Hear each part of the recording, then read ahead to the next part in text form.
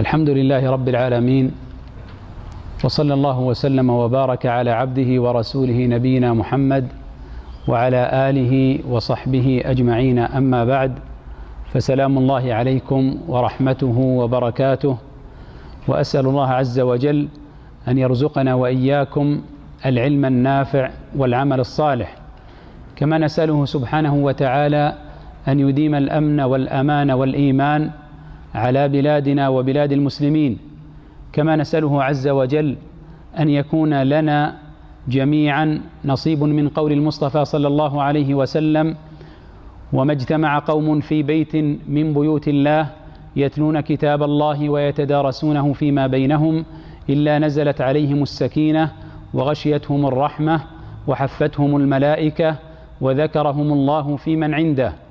والحديث متفق عليه.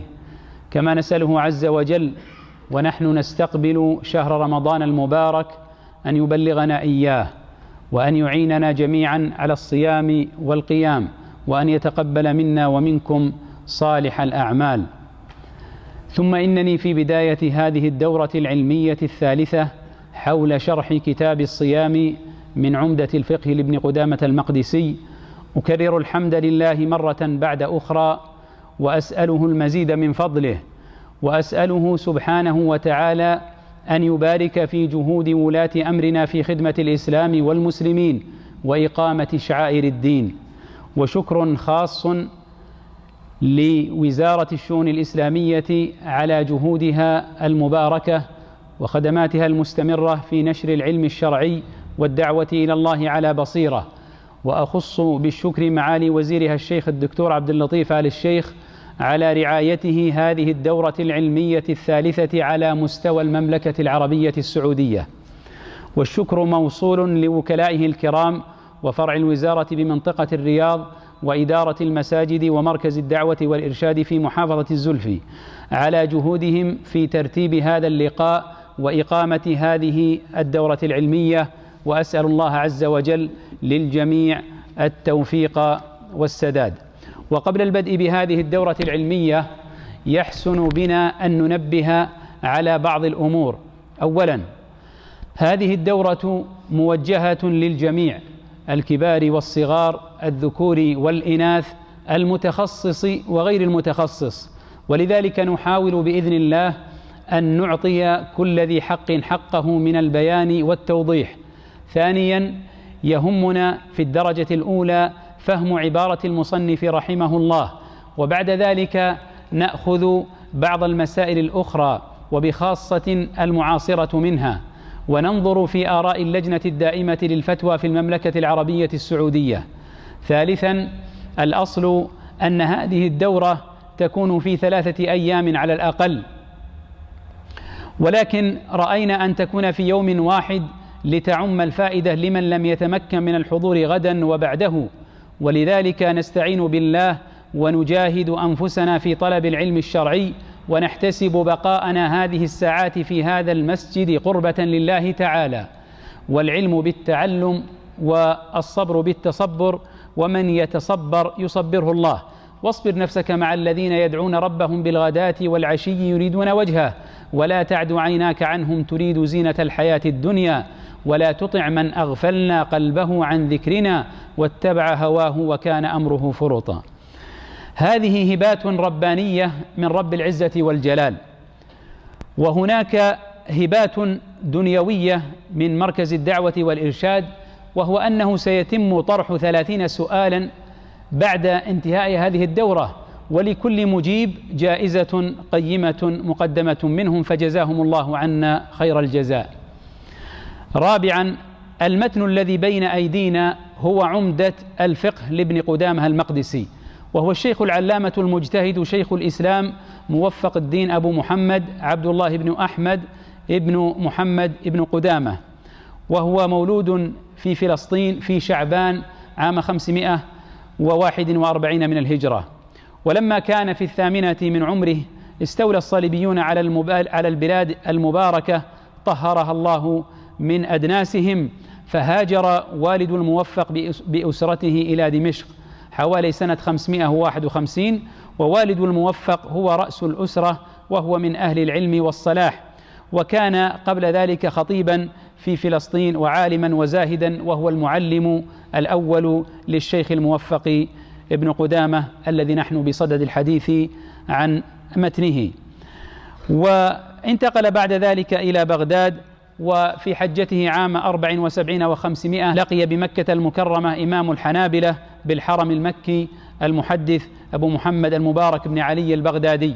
ثم استقر الأمر بعد ذلك في دمشق، وبدأ بالتأليف، وهو بارع في هذا، فهو إمام في التفسير والحديث والفقه وعلم الخلاف وأصول الفقه والنحو والحساب وغيرها.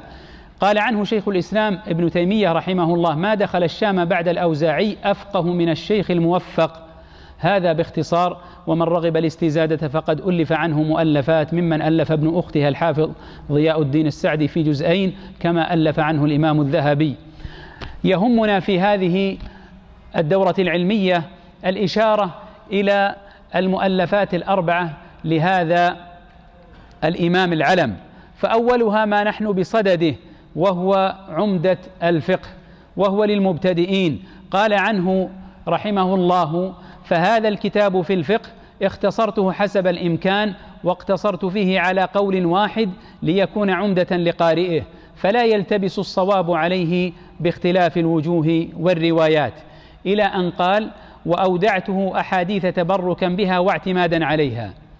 وقال الشيخ عبد الله البسام رحمه الله: وقد عول مؤلفها على أرجح الأقوال دليلا، فقد بناها على المشهور من مذهب الإمام أحمد، وقد ذكر من غير المشهور كثيرا إذا كان أصح دليلا. الكتاب الثاني هو المقنع في الفقه، وهو للمتوسطين، أطلق في كثير من مسائله روايتين ليتدرب الطالب على ترجيح الروايات، فيتربى فيه الميل إلى الدليل. أما الثالث فهو الكافي في الفقه، وهو أوسع من المقنع، وذكر فيه من الأدلة ما يؤهل الطلبة للعمل بالدليل.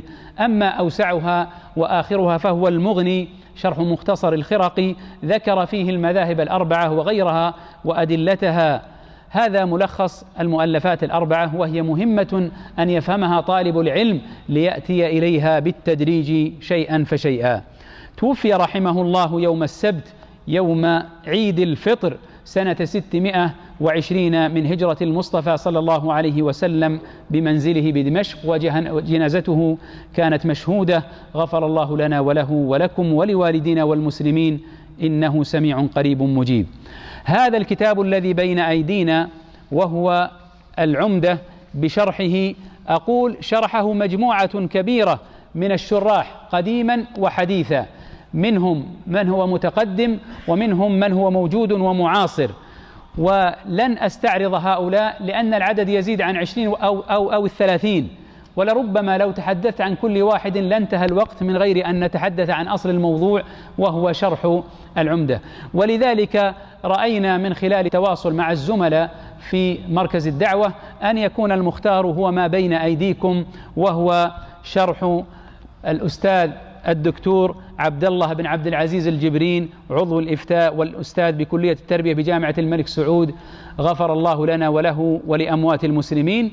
وهذا الشرح امتاز بعدة ميزات ذكرها في أول المؤلف لمن كان معه الكتاب، فلينظر إليها في صفحة أظن طاء، أشار إلى مقدمة الطبعة الثالثة، أشار إلى تقريبا 6 أو 7 نقاط.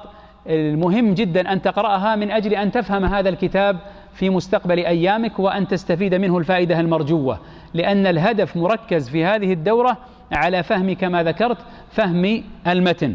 ولذلك امتازت هذه ولو بإشارة لمدة دقيقة، امتازت بأن المسائل رقمت فيها بأرقام متسلسلة، ووضع المتن العمدة بين قوسين وهو بالخط الأحمر واضح أيضا، وميزه بعد ذلك بشرح ما يحتاج إلى شرح وتوضيح لعبارات المؤلف. وقد ذكر أنه استفاد ممن قدم له، وهو الشيخ عبد الله بن عبد الرحمن بن جبرين، عضو الإفتاء سابقا، وهو نسأل لنا وله ولجميع موتى المسلمين المغفرة والرحمة. كما قدم لهذا الكتاب سماحة شيخنا مفتي عام المملكة الشيخ عبد العزيز آل الشيخ حفظه الله ووفقه وسدده وأعانه وألبسه لباس الصحة والعافية. وبعد ذلك أشار إلى أن بعض المسائل التي له رأي آخر فيها يشير إلى ماذا؟ إلى الرأي الآخر ويبين ذلك بدليله ويرجح. وامتازت هذا الشرح امتاز بإدراج المسائل المعاصرة، فقد أدرج كما ذكر قرابة 925 مسألة معاصرة على الكتاب كامل، والكتاب ب3 مجلدات، الكتاب في 3 مجلدات، وخرج الأحاديث وذكر الإجماع إلى آخر ذلك، وقد قرأه مجموعة ممن أشرت إليهم. أكتفي بهذه المقدمة السريعة، وبعد ذلك ننتقل مباشرة إلى كتاب الصيام الذي بين أيدينا. ومن لم تكن المذكرة موجودة هناك أظن لا تزال نسخ لا تزال باقية يمكن أن يتابعنا من خلالها. إذا تحدثنا بعد هذه المقدمة بدأنا في كتاب الصيام، فإن الموضوع فيه سيكون في 5 نقاط. النقطة الأولى في المقدمة المعتادة في التعريف والشروط وبما يثبت شهر رمضان وكم عدد الشهود في دخوله وخروجه وصيام الأسير، هذا في العنصر الأول. أما العنصر الثاني فأحكام المفطرين وهم أهل الأعذار، والثالث مفسدات الصوم، ونشير إلى بعض المفسدات أيضا للصيام الأقصد المعاصرة. ويأتي بعد ذلك صيام التطوع بذكر ما سنن في هذا سواء كانت في الأشهر أو في الأيام. وأخيرا نختم بكتاب الاعتكاف أو باب الاعتكاف. في المقدمة أيضا لن أطيل لأنها مستقرة في أذهان الجميع، ولكن لا بد من الإشارة السريعة أنه في اللغة الإمساك، وأما في الاصطلاح فهو التعبد لله عز وجل بالإمساك عن جميع المفطرات من طلوع الفجر إلى غروب الشمس. لا يخفى على الجميع بأن صيام رمضان ركن من أركان الإسلام، من جحد وجوبه فإنه يكفر، وأما من ترك صيامه تهاونا فلا شك أنه فاسق من فساق المسلمين، لا يكفر بذلك لكنه ارتكب محظورا وعده وكبيرة من كبائر الذنوب، كما صدرت بذلك فتوى اللجنة الدائمة للفتوى في المملكة العربية السعودية في هذا الجانب. وقد فرض صوم رمضان في السنة 2 من الهجرة، فيكون بذلك النبي صلى الله عليه وسلم صام كم رمضان؟ 9 نعم رمضانات، نعم صام النبي صلى الله عليه وسلم 9 رمضانات. وبالتالي تتبع أهل العلم صيام النبي صلى الله عليه وسلم، فقال ابن حجر قال بعض الحفاظ صام رسول الله صلى الله عليه وسلم 9 رمضانات منها رمضانان فقط 30. ما معنى ذلك؟ أن البقية 7 رمضانات كلها الشهر كم؟ 29 يوما، وفقط 2 اكتمل الشهر فيهما. الأدلة من الكتاب نحفظ قول الله عز وجل يا أيها الذين آمنوا كتب عليكم الصيام كما كتب على الذين من قبلكم لعلكم تتقون، وحديث بني الإسلام على 5 وعد منها صوم شهر رمضان. الحكم ثابت كما ذكرت، وأما الحكم فكثيرة، ونشير إلى بعضها تنشيطا للذاكرة ونستمع إلى شيء منها. من أبرزها أبرز حكم الصيام حتى يكون يعني فيه سؤال وجواب وتحرك أو تحريك للذاكرة. لعل من أبرز حكم الصيام ماذا؟ تقوى الله عز وجل لعلكم تتقون، كما أن فيه الشكر ولعلكم تشكرون، وهذا كله منصوص عليه. كما أن فيه قهر النفس عما تميل إليه من المحبوبات وكسر الشهوات، كل هذا ملاحظ. فيه العطف على الفقراء والمساكين، فيه الصبر والتحمل، واستعينوا بالصبر والصلاة، وغيرها مما هو مستقر في أذهان الجميع. مضاعفة أجر الصيام يكفي فيها قول النبي صلى الله عليه وسلم الصوم لي وأنا أجزي به. المتأمل لهذا الحديث يدرك تماما المعاني العظيمة فيه، بأن جزاء الصائم عند الله عز وجل، ولذلك وهو في صومه يجتنب كل ما يؤثر عليه في الصيام من قول الزور والكذب والغيبة والنميمة فهي محرمة في كل وقت، ولكنها مع الصيام تزداد، لا يكون يوم صومك ويوم فطرك سواء، ويدع طعامه وشرابه وشهوته من أجلي، فلا بد من أن يكون هذا ظاهر وملاحظ عند الصائم. نأتي بعد ذلك من المقدمات التي أشير إليها بمسألة إثبات الرؤية، وهذه سوف نقرأها بعد قليل من خلال القارئ المتن الشيخ إبراهيم وفقه الله، ونشير كما قلت من خلال بعد قراءة المتن في الجزء الأول منه إلى بعض الأمور التي يثبت بها شهر رمضان. أولا نبدأ بشروط الصوم، بعد التعريف نبدأ بالشروط. تفضل يا شيخ. بسم الله الرحمن الرحيم. نتابع جميعا. الحمد لله رب العالمين، والصلاة والسلام على نبينا محمد وعلى اللهم آله صل. وصحبه أجمعين. اللهم اغفر لنا ولشيخنا وللحاضرين. قال المصنف رحمه الله تعالى: ويجب صيام رمضان على كل مسلم بالغ عاقل قادر على الصوم، ويؤمر به الصبي إذا أطاق، ويجب بأحد ثلاثة أشياء: كمال شعبان، ورؤية هلال رمضان، ووجوب غيم أو قتل ليلة 30 يحول دونه، وإذا رأى الهلال وحده صام، فإن كان عدلا صام الناس بقوله، ولا يفطرون إلا بشهادة عدلين، ولا يفطر إذا رآه وحده، وإن صاموا بشهادة اثنين 30 يوما أفطروا، وإن كان بغير أو قول واحد لم يفطروا إلا أن يروا أو يكملوا العدة، وإذا اشتبهت الأشهر على الأسير تحرى وصام، فإن وافق الشهر أو ما بعده أجزاء، فإن وافق الشهر أو ما بعده أجزاء، وإن وافق قبله لم يجزئ. طيب يكفي هذا الجزء الأول من هذه الدورة. أولا شروط الوجوب. يقول المصنف غفر الله لنا وله ولوالدين ووالديكم المسلمين: يجب صيام رمضان على كل مسلم بالغ عاقل قادر على الصوم، وتضيف مقيم لإخراج المسافر، وخال من الموانع لإخراج المرأة الحائض والنفساء. التكاليف الشرعية موجهة إلى المسلمين على كل مسلم، والتكليف أيضا للبالغ والعاقل، وهو شرط المكلف يشمل البالغ العاقل. وبالتالي فإن الصبي كما هو معلوم يؤمر به من أجل أن يعتاد الصيام، لكنه لا يجب عليه. والقدرة على الصوم والاستطاعة، وسيأتي بعد ذلك الحديث عن أهل الأعذار. والمقيم لإخراج المسافر، وسيأتي أيضا من ضمن أهل الأعذار.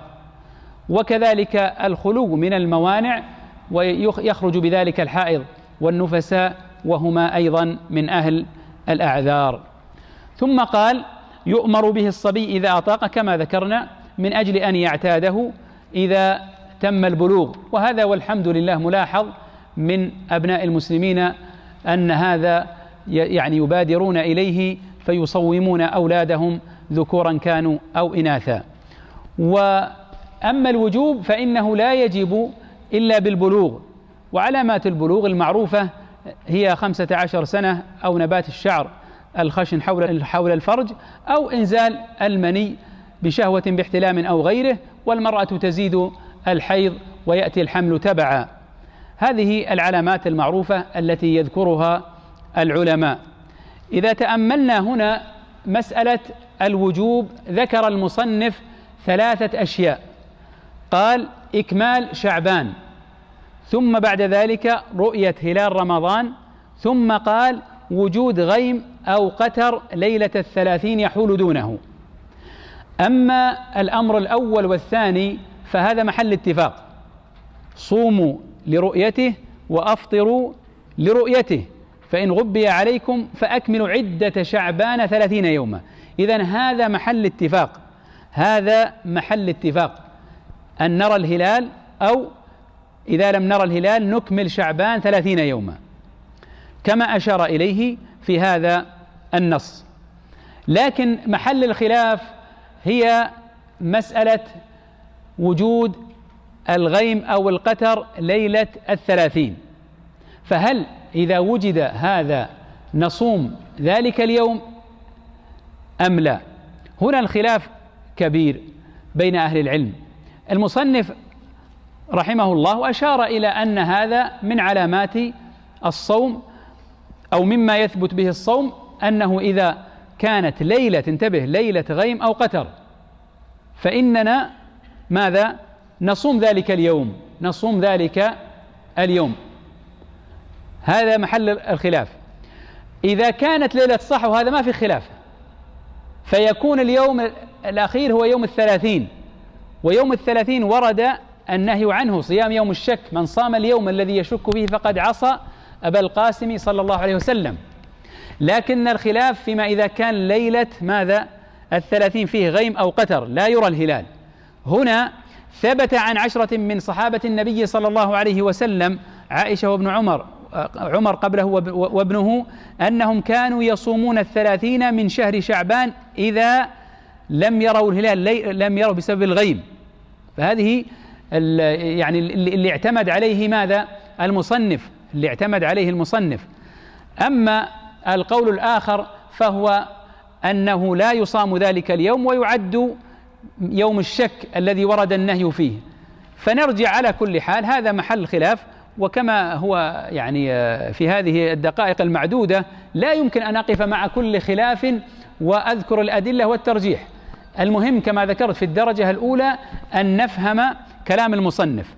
فكلام المصنف يفيد إلى أنه أو رأى أنه الحالة الثالثة يرى فيها ماذا؟ أنه يصام ذلك اليوم لما ثبت عن بعض الصحابة. ولكن الرأي الآخر هو كما أشرنا إليه وهو موجود في الحاشية لمن يتابع، هو أنه لا يصام ذلك اليوم، وإنما هذا يكمل 30، لأنه ورد في النص الآخر فإن غم عليكم فأكملوا العدة 30. هذا النص لعله أن يوضح ما أشكل في ما ذكرناه في القول الأول. وقال بعض العلماء حتى تفهم فائدة صيام يوم 30، إذا ثبت أن الشهر بعد ما يعني انتهى الشهر، لو فرضنا أن الشهر أصبح 28، هذا فائدة صيامه يعني عند هؤلاء. وهذا سيأتي الإشارة إليه، أننا في سنة من السنوات صمنا الشهر 28 يوم، وبعد ذلك أعلن وخطب في الحرم الشيخ محمد السبيل غفر الله لنا وله أمة المسلمين، وبين في خطبة عيد الفطر بأننا صمنا 28 يوم، لأنه رؤية هلال عيد الفطر، وأمر الناس ووضح بأن علينا صيام يوم، جميع المسلمين يقضون يوما في أول الشهر. حدث هذا عام 1404، صمنا 28 يوم، وبعد ذلك تم التنبيه فقضى الناس ذلك اليوم. هذا فيه إشارة كما قلت يعني من باب ربط ذلك بالواقع. يأتي بعد ذلك مسألة، قال إذا رأى الهلال وحده، إذا رأى الهلال وحده فهل يصوم الناس أو هل يصوم ذلك الشخص أم لا؟ هو أشار هنا رحمه الله بأنه إذا رأى، المصنف رحمه الله قال إذا رأى الهلال وحده صام، هو يصوم. ويشترط أن يكون الرائي عدلا، وبالتالي فإن الناس هل يؤمر أو لا هذا يرجع في إثباته وشهادته إلى القضاة، ثم رفع الموضوع إلى المسؤولين في هذا الجانب. لكن إذا الهلال هلال رمضان يكفي في دخوله شخص واحد، ولذلك يرى المصنف أنه لا بد أن يصوم ذلك الشخص سواء قبلت شهادته أو لم تقبل. وأهل العلم في هذا لمن أراد التوسع ولو إشارة سريعة بأنهم إما أن يقبلوا قوله في الموضعين، يعني في دخول الشهر وخروجه يقبل ولو كان واحدا، هذا رأي. والرأي الآخر لا، أنه يقبل في الدخول يكفي واحد، وهذا هو الذي عليه الجماهير، أنه يكفي في دخول الشهر واحد عدل، وأما في الخروج فإننا لا نفطر إلا بشهادة 2. والقول الثالث أنه حال المسلمين، إن أفطروا أفطر، وإن استمروا على الصيام فإنه يصوم.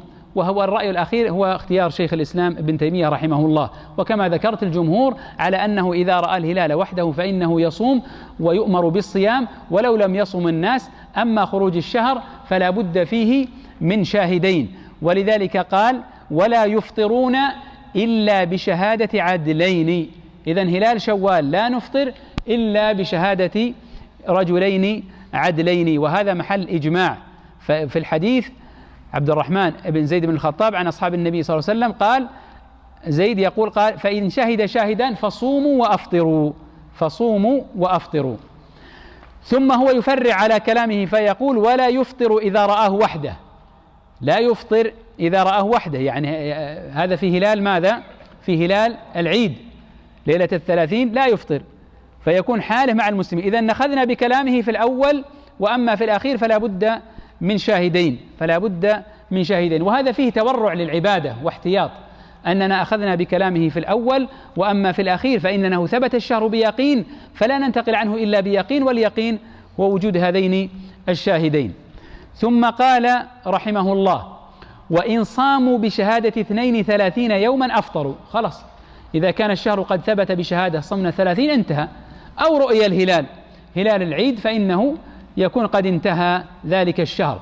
أما إن كان بغيم في البداية أو قول واحد، انتبه، أو قول واحد، فإن هذا لا يحصل الفطر، وإنما نبقى على الصيام إلا أن يرى هلال شوال، يرى الهلال فيكون العيد أو يكمل العدة.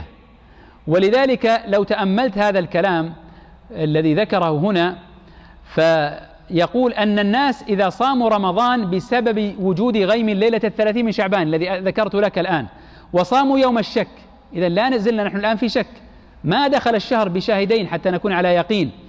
وكذلك لو صاموا بشهادة واحد، يعني بهلال رمضان رآه واحد، فإنهم لا يفطرون. يقول إذا أتموا 30 يوما إلا أن يروا هلال شوال، نرى الآن هلال شوال خلاص، أو يشهد شاهدان في ذلك. يقول هنا يعني العبارة ربما تكون جديدة على البعض، يكمل فيصوموا 30 يوما، ليس منها اليوم الأول الذي صاموه، ليس منها اليوم الأول الذي صاموه من أجل الغيم، فربما صاموا 31 يوما، يعني فربما صاموا 31، لأنه في أول الشهر لم يتم إدخاله بيقين، لم يتم إدخاله بشاهدين أو رؤية الهلال. هذا معنى كلامه رحمه الله. وإن كان أشار إلى ما ذهب إليه بعض أهل العلم بأنهم إذا صاموا بشهادة واحد فأكملوا 30 يوما، وهذا الرأي الآخر أنهم يفطرون، لأن الشهر يا 29 أو 30، وهذا رجحه ورآه الشيخ وغيره غفر الله للجميع. على كل حال مسائل الرؤية لا أحب أن أزيد أكثر لأن الوقت يمشي، ومسائل الرؤية عندنا محسومة، مسائل الرؤية عندنا الجهات يعني الرسمية كفتنا المؤونة في البحث في هذا كثيرا. على كل هي فقط من باب يعني الإشارات السريعة، وأشرت إلى بعضها. يبقى عندي هنا ثم أشير المسائل المعاصرة. إذا اشتبهت الأشهر على الأسير، المقصود بذلك لو وضع الشخص في مكان أسير أو غيره، لو وضع في مكان لا يعلم ولا يمكن أن يصل إليه العلم بماذا؟ بأن الشهر دخل أو لم يدخل، ما يمكن يصل إليه. نحن نفترض هذا قد يكون في السابق، ونفترض هذا ربما يكون في الوقت الحاضر، أن الصورة غير يعني ممكنة الوصول لهذا الشخص. أما إذا أمكن الوصول انتهى الموضوع. فالصورة يعني موجودة أو متصورة، أو هذه المسألة نفرضها على حالة شخص لا يمكن أن يصل إليه الخبر. فماذا يصنع هذا الشخص؟ هل يصوم أو لا؟ قال يتحرى ذلك الشخص ويجتهد، فبعد ذلك يبدأ الصيام. فإذا انتهى وصام 30 يوم ننظر، فإن كان صام مع الناس فالحمد لله وافق الشهر، إن كان صام بعد الناس فالحمد لله أيضا، لأن ما صامه يعتبر قضاء، انتهى الموضوع. لكن لو فرضنا أن الصام قبل يدخل الشهر، بعد أن اجتهد صام أيام قبل أن يدخل الشهر، فماذا نقول؟ فنقول الأيام التي صامها قبل أن يدخل الشهر عليه ماذا؟ عليه القضاء، لأن الشهر لم يدخل، مثل الذي يصلي قبل دخول الوقت، مثل من يصلي قبل دخول الوقت. عندي مسألتان أنا أحب أن أشير المسائل المعاصرة كما أشار إليها هنا مع موضعها في نفس الشرح حتى يتم الربط يعني ويعني يكون الفهم أدق. عندنا من ضمن المسائل لو أردنا أن نتحدث في البلاد التي يطول فيها الليل والنهار، أو نقول النهار، خلينا نبدأ بالنهار، لأن في بلاد عندنا لا يوجد عندهم نهار وليل، تمضي فترة. هذه مسألة. المسألة الثانية، بلاد عندنا فيها ليل ونهار ولكنها تطول، يصومون 20 ساعة و21 ساعة، هذا موجود ولا ما هو موجود؟ طيب، هؤلاء ماذا نصنع وماذا نقول لهؤلاء الذين عندهم الساعات الطويلة؟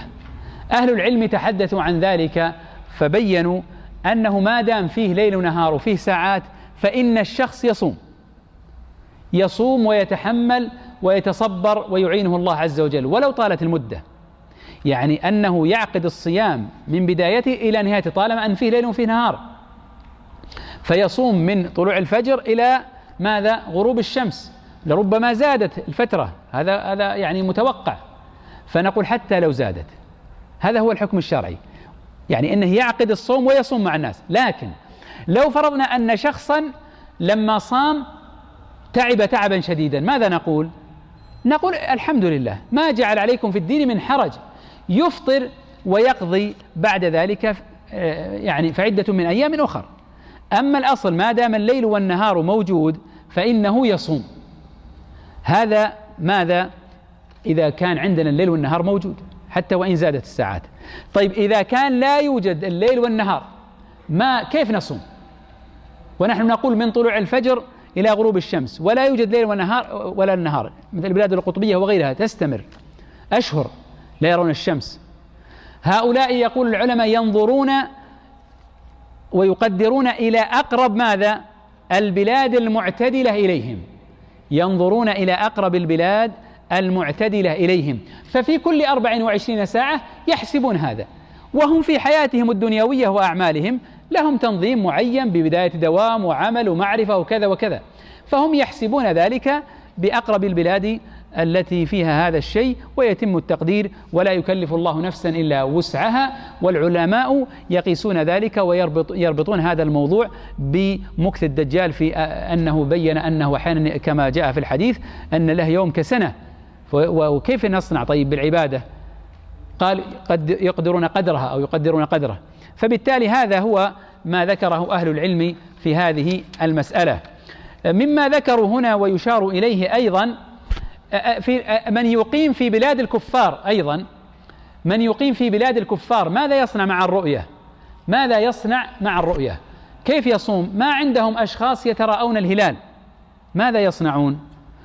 هؤلاء نقول نربطهم بالمراكز الإسلامية التي عندهم، فهناك بعض الدول الكافرة لديها مراكز إسلامية ولهم عناية بالرؤية، فيمشون معهم والحمد لله لا يكلف الله نفسا إلا وسعها. فهذا هو الحكم الشرعي في مثل هذه الحالة، أنهم يسيرون مع هذه المراكز التي لها عناية بالرؤية الشرعية، واختلاف المطالع هذا كبير جدا، ليس هذا مجال بحثه، ولكن يسيرون معها، فإن كان لهم اهتمام بالرؤية فالحمد لله، إن كان لهم اهتمام بالرؤية، إن كان لهم أشخاص أيضا في هذا المركز يتابعون ولهم فتوى ولهم من يوجههم أيضا ينطلقون منه، فيسيرون كما يتم التوجيه فيه.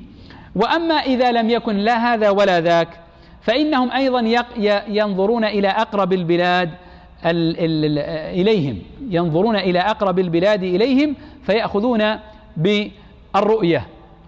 ومن أهل العلم من قال يمكن أن يربطوا ذلك بماذا؟ برؤية يعني مكة المكرمة، والمقصود به بلادنا الآن. فعلى كل حال لا يتوقفون، إن حصل الأول فالحمد لله، وإلا فالثاني. هذا ما يتعلق بالجزء الأول. أما الجزء الثاني فهو أحكام المفطرين أو أهل الأعذار. سيقرأ الشيخ إبراهيم وبعد ذلك ننظر في المسائل. نعم. باب أحكام المفطرين في رمضان.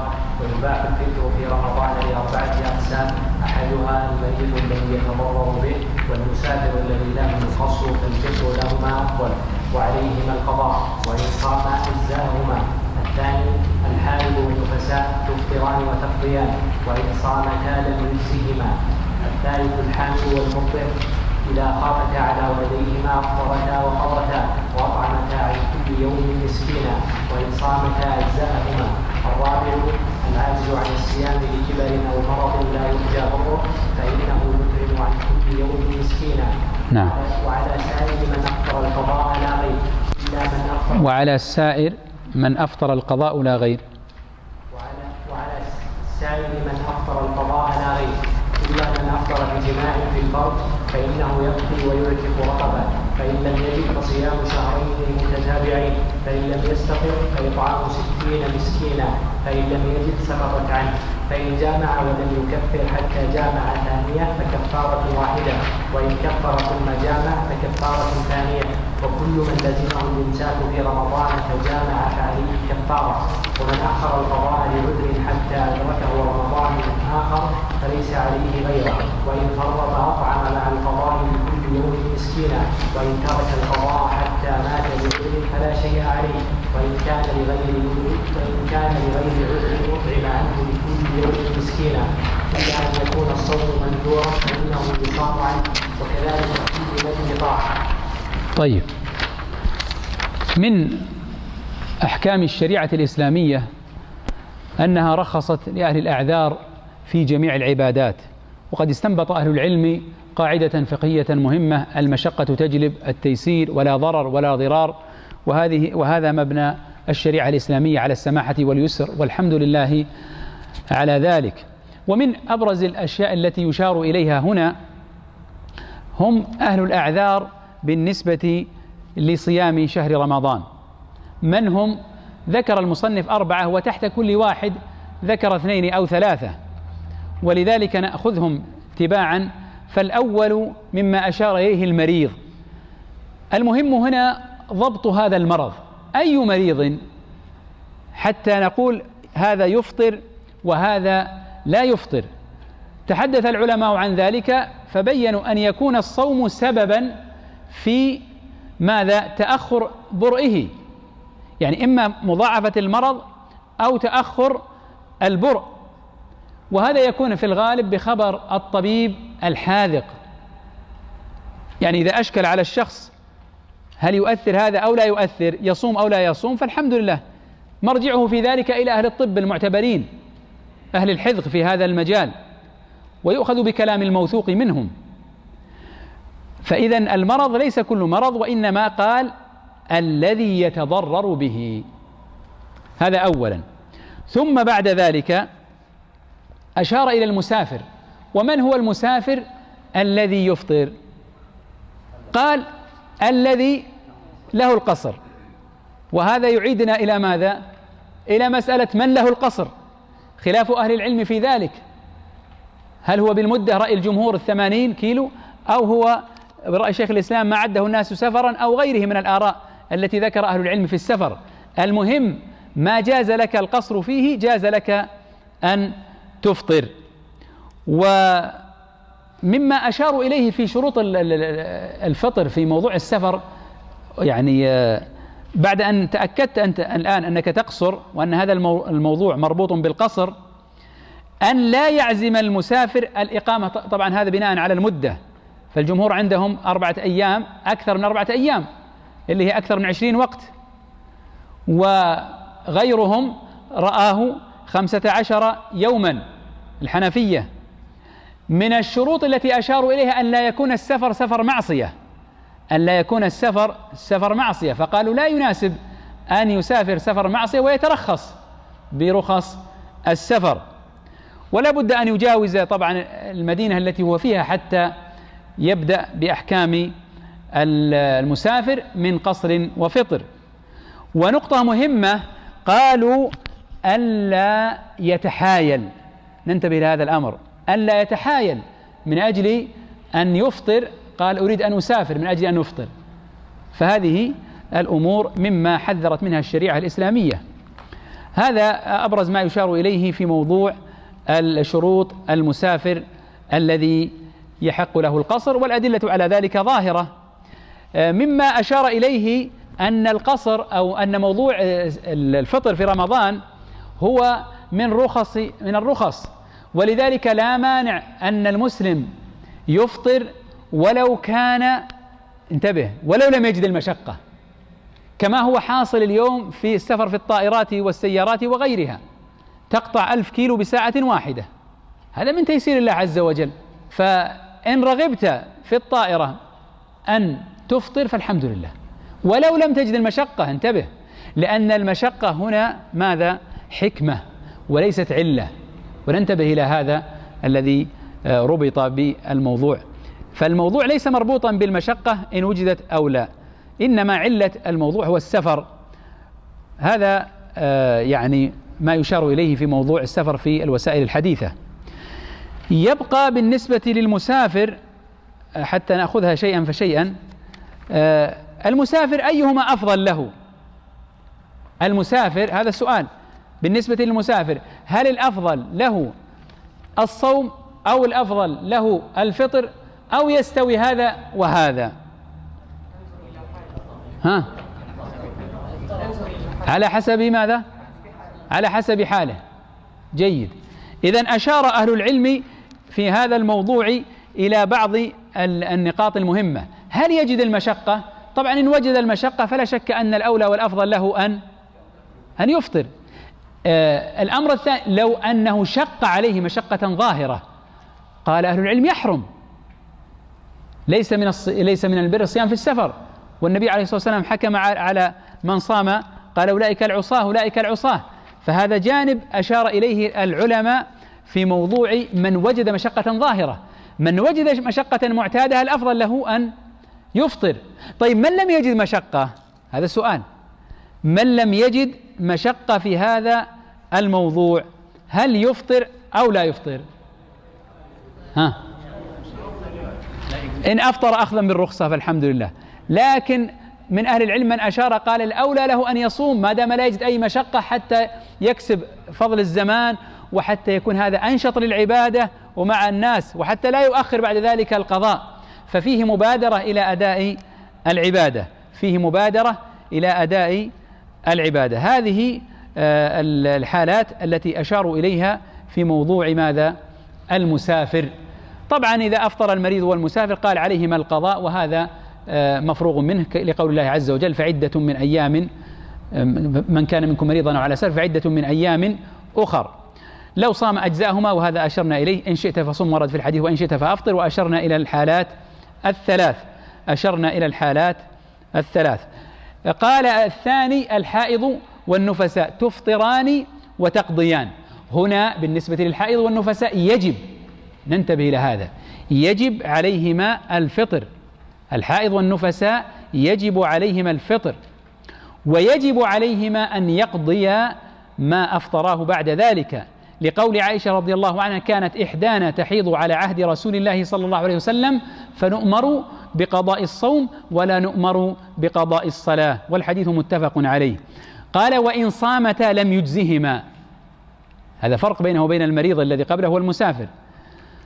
طيب، في بعض المسائل المتعلقة بهذا مما يشار إليه هنا أنه لا تربط المرأة هذا الموضوع إلا إذا رأت الدم، ولذلك ما أحسست به من الأوجاع قبل ذلك فإنه لا اعتبار به، وإنما إذا رأت الدم مباشرة كما ذكر ذلك أهل العلم. فإذا نزل الدم مباشرة ولو قبل غروب الشمس بلحظات فإنها تفطر إذا نزل الدم. إذا توقف الدم قبل طلوع الفجر وأخرت الاغتسال إلى بعد الفجر فلا إشكال في ذلك، كما هو حال الجنب. هذا جانب يعني مهم لفهمه وضبطه، ولأن هذا الموضوع يأخذ عند النساء أو يشكل هذا حرجا شديدا، فينبغي فهمه على مثل ذلك لئلا يدخل في باب الوساوس.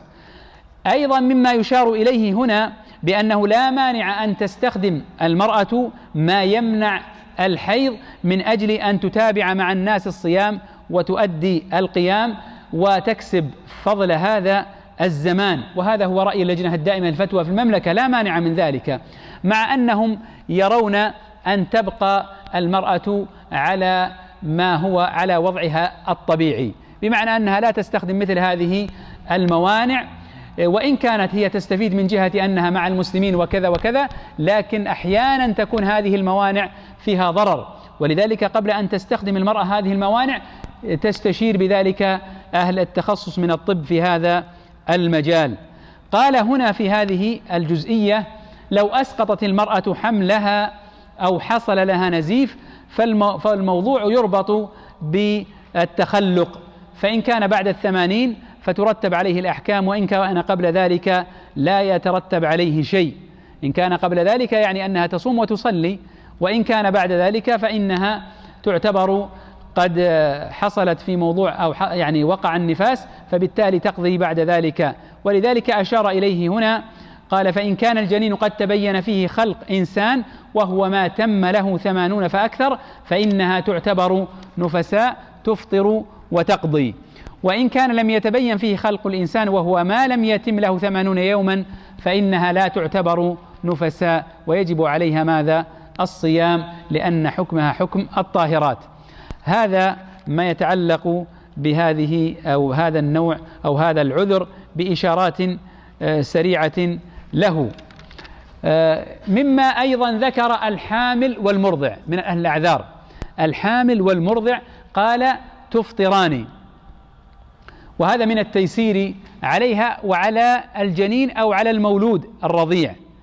قال بعد ذلك وتقضيان، وقال أضاف إذا كان على الولد فإنهما أيضا، إذا كان على الولد فقط فإنه مع القضاء قضاء الصوم، فإنها تطعم عن كل يوم مسكينا، تطعم عن كل يوم مسكينا. ولذلك الحالات هنا ثلاث. ما هي الحالات؟ تفضل. الحالة الأولى على نفسها، الحالة الثانية على نفسها وعلى نعم على الجنين والرضيع معا يعني، والحالة الثالثة لا تدخل النفس على الجنين أو الرضيع، يعني هي لا تخاف على نفسها. إذن ففي الحالة الأولى هذا محل إجماع، والحالة الثانية أنها إذا خافت على نفسها فقط أو خافت على نفسها وولدها وجنينها معا فإنه الحكم الشرعي تقضيان، هو ماذا؟ القضاء. أما إذا كان الخوف على الولد فقط فإنه مع القضاء إطعام ماذا؟ إطعام مسكين لكل يوم حصل فيه الإفطار. وهذا هو رأي جماهير أهل العلم خلافا لأبي حنيفة رحم الله الجميع. والمسألة لا تخلو كما قلت من أدلة وترجيحات، لكن أشرت إلى الراجح هنا. وأشار إلى كلام ابن عباس في تفسير الآية: وعلى الذين يطيقونه قال أثبتت للحبلى والمرضع، وثبت نحو عن ابن عمر في شأن الحامل إذا خافت على ولدها. هنا نقطة مهمة نشير إليها: من الذي يكفر يخرج الكفارة؟ من هو؟ من تلزمه نفقة الولد. أحسنت، من تلزمه نفقة الولد هو الذي يكفر، من تلزمه نفقة الولد هو الذي يكفر. طيب، ننتقل بعد ذلك إلى الرابع. وكما ذكرت كل واحد من أهل هذه الأعذار تحته من يعني أكثر من شخص، هو العاجز عن الصيام بسبب كبر سنه أو مرض لا يرجى برؤه، فهؤلاء يطعم عنه أو يطعم عن كل يوم مسكينا، لما روى البخاري عن ابن عباس في قوله تعالى: وعلى الذين يطيقونه فدية طعام مسكين، قال إنها ليست بمنسوخة، هو الشيخ الكبير والمرأة الكبيرة لا يستطيعان أن يصوما فليطعما مكان كل يوم مسكينا. هذا هو الحكم الشرعي في حق هؤلاء. طيب، الإطعام كيف يكون؟ الإطعام كيف يكون؟ الإطعام له طريقتان. الطريقة الأولى في كيفية الإطعام أن يصنع الطعام لهم ويدعو المساكين بعدد الأيام، بعدد أيام الشهر تدعو المساكين. ويمكن أيضا أن تطعم أقل من ذلك، فلو فرضنا أن الشهر عليك كامل 30 يوم فيمكن أن تطعم هذا العدد وتنتهي الكبير. ويمكن قالوا أن يطعم مثلا 10 مساكين فيطعم كل واحد يطعم كم وجبة؟ 3 وجبات، كل واحد 3 وجبات، فيكون أطعمهم، يعني ليس بشرط العدد. إنما العدد يشترط في ماذا؟ فيما يشترط فيه التتابع، وننتبه إلى هذه النقطة. إذن هذا هو الأول، أن نصنع الطعام وأن ندعو إليه المساكين، أن نصنع الطعام وأن ندعو إليه المساكين. أو بعد ذلك الرأي الثاني وهو المشهور وهو رأي الجماهير وهو المفتى به، أننا نملك ماذا؟ المساكين هذه أو هذا الطعام، وبعد ذلك أن تملكهم وهم يصنعونه. إذن الأول أنت تصنع الطعام وتدعوهم إليه، والثاني أنك تملكهم هذا سواء كان مطبوخ أو غير مطبوخ من الأرز والبر وغيرها، نصف صاع. ولذلك الشهر 30 يوم فيه 15 صاعا. وإذا قلنا بأن الصاع كما هو رأي اللجنة الدائمة للفتوى في المملكة العربية السعودية الصاع 3 كيلو، معنى ذلك 15 في 3 كم يطلع عندك؟ كم يخرج؟ كم كيلو؟ 45 كيلو. نعم، يخرج عندك 45 كيلو، تخرج كيس الأرز وإن حصل معه شيء من اللحم فهذا أولى وأفضل. فبذلك هذا هو الحكم الشرعي في حق من؟ في حق العاجز عن الصيام بسبب كبر سنه أو بسبب أنه مريض مرضا لا يرجى برؤه.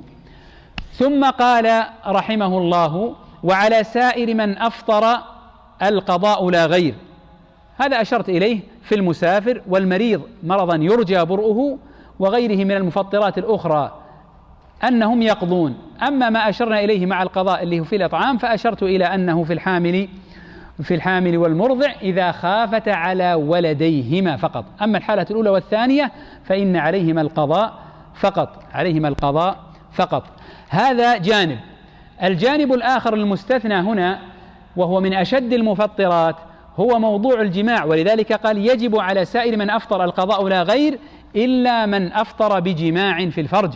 فهذا الحكم في حقه مغلظ، يقضي ويعتق رقبة، فإن لم يجد فصيام شهرين متتابعين، فإن لم يستطع فإطعام 60 مسكينا، فإن لم يجد سقطت عنه. وهذا الحديث المشهور الذي ورد فيه في البخاري ومسلم عن أبي هريرة رضي الله عنه قال: بينما نحن جلوس عند النبي صلى الله عليه وسلم إذ جاءه رجل فقال: يا رسول الله هلكت، وفي رواية وأهلكت. فالنبي عليه الصلاة والسلام قال: ما لك؟ قال: وقعت على امرأتي وأنا صائم. فقال رسول الله صلى الله عليه وسلم: هل تجد رقبة تعتقها؟ قال: لا. قال: فهل تستطيع أن تصوم شهرين متتابعين؟ قال: لا. قال: فهل تجد إطعام 60 مسكينا؟ قال: لا. فمكث النبي صلى الله عليه وسلم، فبينما نحن على ذلك أتي النبي صلى الله عليه وسلم بعرق فيه تمر والعرق المكتل. قال: أين السائل؟ قال: أنا. قال: خذ هذا فتصدق به. فقال رجل: على أفقر مني يا رسول الله؟ فوالله ما بين لابتيها يعني حرتين في المدينة أهل بيت أفقر من أهل بيتي. فضحك النبي صلى الله عليه وسلم حتى بدت أنيابه ثم قال: أطعمه أهلك. هذا الحديث لو تحدثنا عنه لطال بنا المقام، وقد ذكر أهل العلم فيه أكثر من 50 فائدة يعني يمكن لطالب العلم ولكم جميعا أن تنظروا فيها وتستفيدوا منها. من أبرزها تعامل النبي عليه الصلاة والسلام وأخلاقه مع هذا الشخص، فكيف كان قادما وكيف كانت حاله بعد أن بين له هذا الحكم الشرعي. مما ينبه عليه هنا: بمجرد الجماع يحصل ماذا؟ انتهاك حرمة الشهر والفطر، سواء حصل الإنزال أو لا. ولذلك قال العلماء: سواء كان الفرج حلالا أو حراما، قبلا كان أو دبرا، كل هذا مما يحصل به انتهاك حرمة الشهر، وبالتالي يقضي ويحصل بذلك الكفارة المغلظة. والنقطة الأخرى أيضا أن مما يشار إليه هنا بأن المرأة إذا كانت مطاوعة لزوجها فإن الحكم يسري عليها أيضا. المرأة إذا كانت مطاوعة لزوجها في هذا فإن الحكم يسري عليها. وقد ذكر هنا رحمه الله بأنه إذا تكرر الجماع في اليوم الواحد أو تكرر في عدة أيام فإن المسألة لا تخلو إما أن يكون قد كفر عما سبق أو لا. ففي اليوم الواحد، فإذا كرر في اليوم الواحد قال: فإن جامع ولم يكفر حتى جامع ثانية، يعني في نفس اليوم، فهذا ما فيه إشكال، كفارة واحدة. إذا كان في نفس اليوم ولم يكفر فهذا لا إشكال فيه أن عليه كفارة واحدة. قياسا على ما لو أكل مرات في يوم واحد، فإنه لا يجب عليه إلا قضاء يوم واحد، وهذا لا خلاف فيه بين أهل العلم. إذن في اليوم الواحد إذا جامع ولم يكفر، إنما حصل الخلاف إذا جامع ثم انكفر ثم جامع، انكفر يعني جامع أولا ثم كفر ثم جامع، هنا في اليوم الواحد فهذا محل خلاف في نفس اليوم. فعلى من اعتبره باليوم قال عليه كفارة واحدة إذا كان في نفس اليوم، وهذا هو المفتى به. ومن أهل العلم من قال طالما أنه كفر كما أشار إليه هنا، طالما أنه كفر عن الجماع السابق وجامع ثانية فإن عليه كفارة أخرى، ولذلك ربطها بالأيام قد يكون أسلم. ومعنى ذلك أن الشخص إذا جامع في 3 أيام ولم يكفر فإن في كل يوم عليه كفارة، ربطها بالأيام يكون أوضح وأدق، وبالتالي فإنه لو لم يكفر وجامع 3 أيام فإنه في كل يوم كفارة، وهذا ما أشار إليه عندكم وهو المفتى به. ثم قال رحمه الله قبل ذلك من المسائل هنا، يعني ربما تحصل هذه المسألة، من كان عنده أكثر من زوجة فمن جامع زوجتين في يوم واحد فهو عليه كفارة واحدة، وعلى كل من الزوجتين كفارة مستقلة إذا كانت مطاوعة، مثل ما بينا إذا كانت مطاوعة.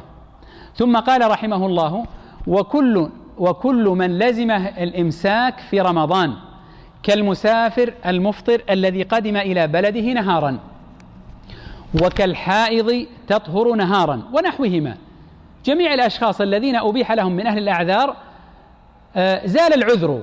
فهنا سؤال، هل يستمر ذلك الشخص على فطره؟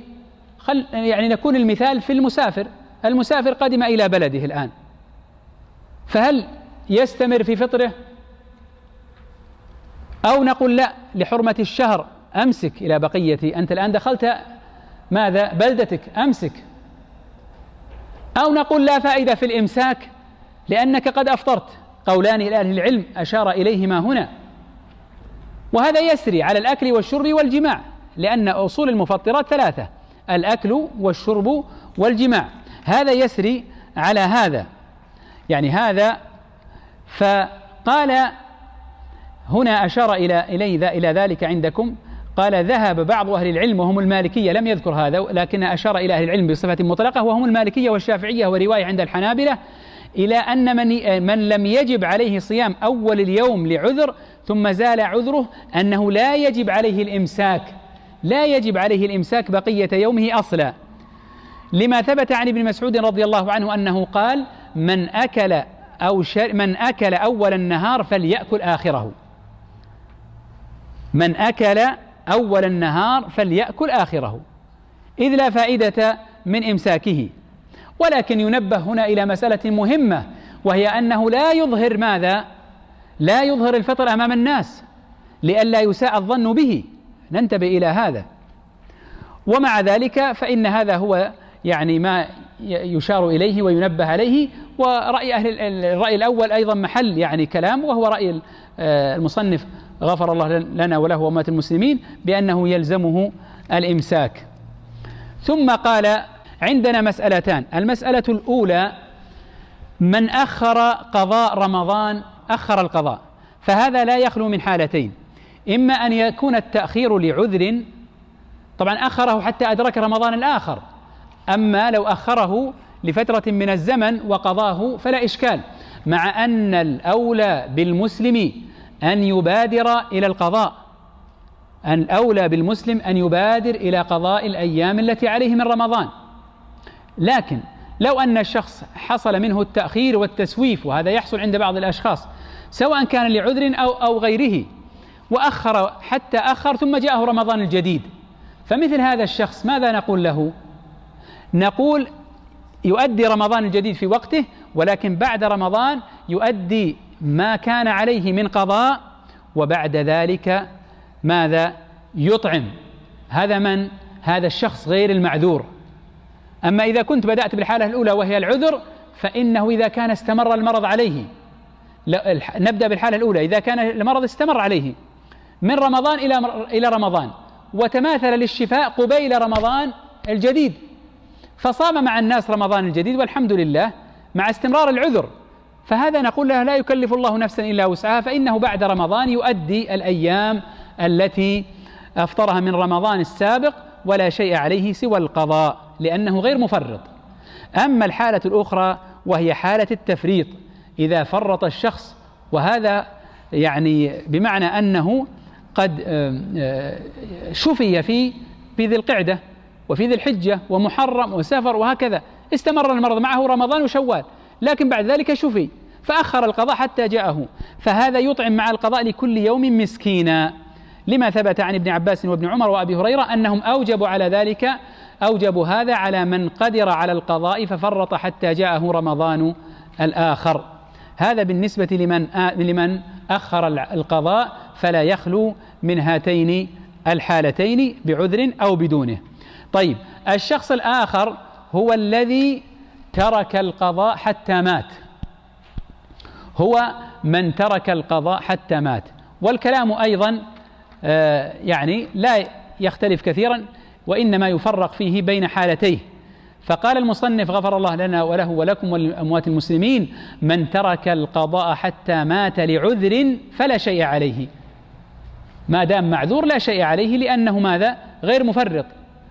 وأما إن تركه لغير عذر قال: أطعم عنه لكل يوم مسكين، أطعم عنه لكل يوم مسكين. وهذا رأي اللجنة الدائمة للفتوى في المملكة، أو اختيار اللجنة الدائمة للفتوى في المملكة العربية السعودية، لما جاء عن عائشة وابن عباس في من مات وعليه صيام من رمضان قال يطعم عنه، قال يطعم عنه.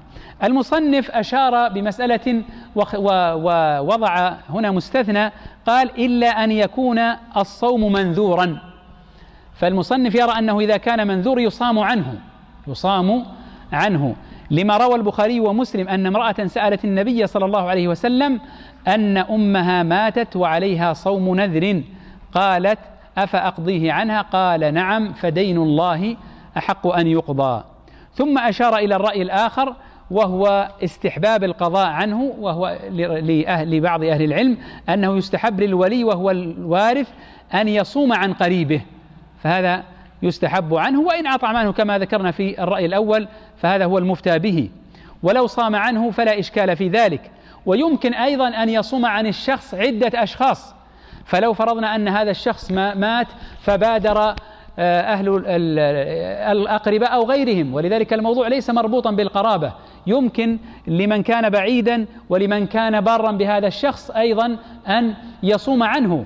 ويمكن أن يصوموا الشهر كله بيوم واحد، يعني 30 شخص تبرعوا قالوا اليوم الفلاني سنصوم فيها عن فلان، فيكون عندنا 30 شخص صاموا ذلك اليوم عن ذلك الشخص، والحمد لله أن هذا مما يجزئ. وإن أطعموا كما أشرت فهذا هو رأي اللجنة في هذا المجال. لذلك يمكن أن أجمع هذا قبل الإقامة فأقول: من مات وعليه صوم، فإما أن يكون الصوم صوما واجبا عليه بنذر، أو واجب عليه بالكفارة، أو واجب عليه يعني شهر رمضان. فلو فرضنا أنه نذر ذكرنا ذلك أنه يستحب أن يصام عنه للحديث إذا كان نذر محل استحباب. وأما إذا كان عليه الصوم صوم كفارة، يعني أصل الصوم عنده كفارة، والكفارات اللي فيها الصيام كثيرة، ينتقل إلى البدل فيكون ننتقل إلى الإطعام، أو يسقط عنه إن لم يكن له بدل، كما في كفارة القتل الخطأ ليس فيها بدل بعد الشهرين، وإن كان من أهل العلم من قاسها على كفارة الظهار وغيرها من الكفارات التي فيها إطعام. لكن هنا من مات إذن وعليه صيام واجب بالكفارة، فكما أشرنا عليه أو ينتقل إلى الإطعام.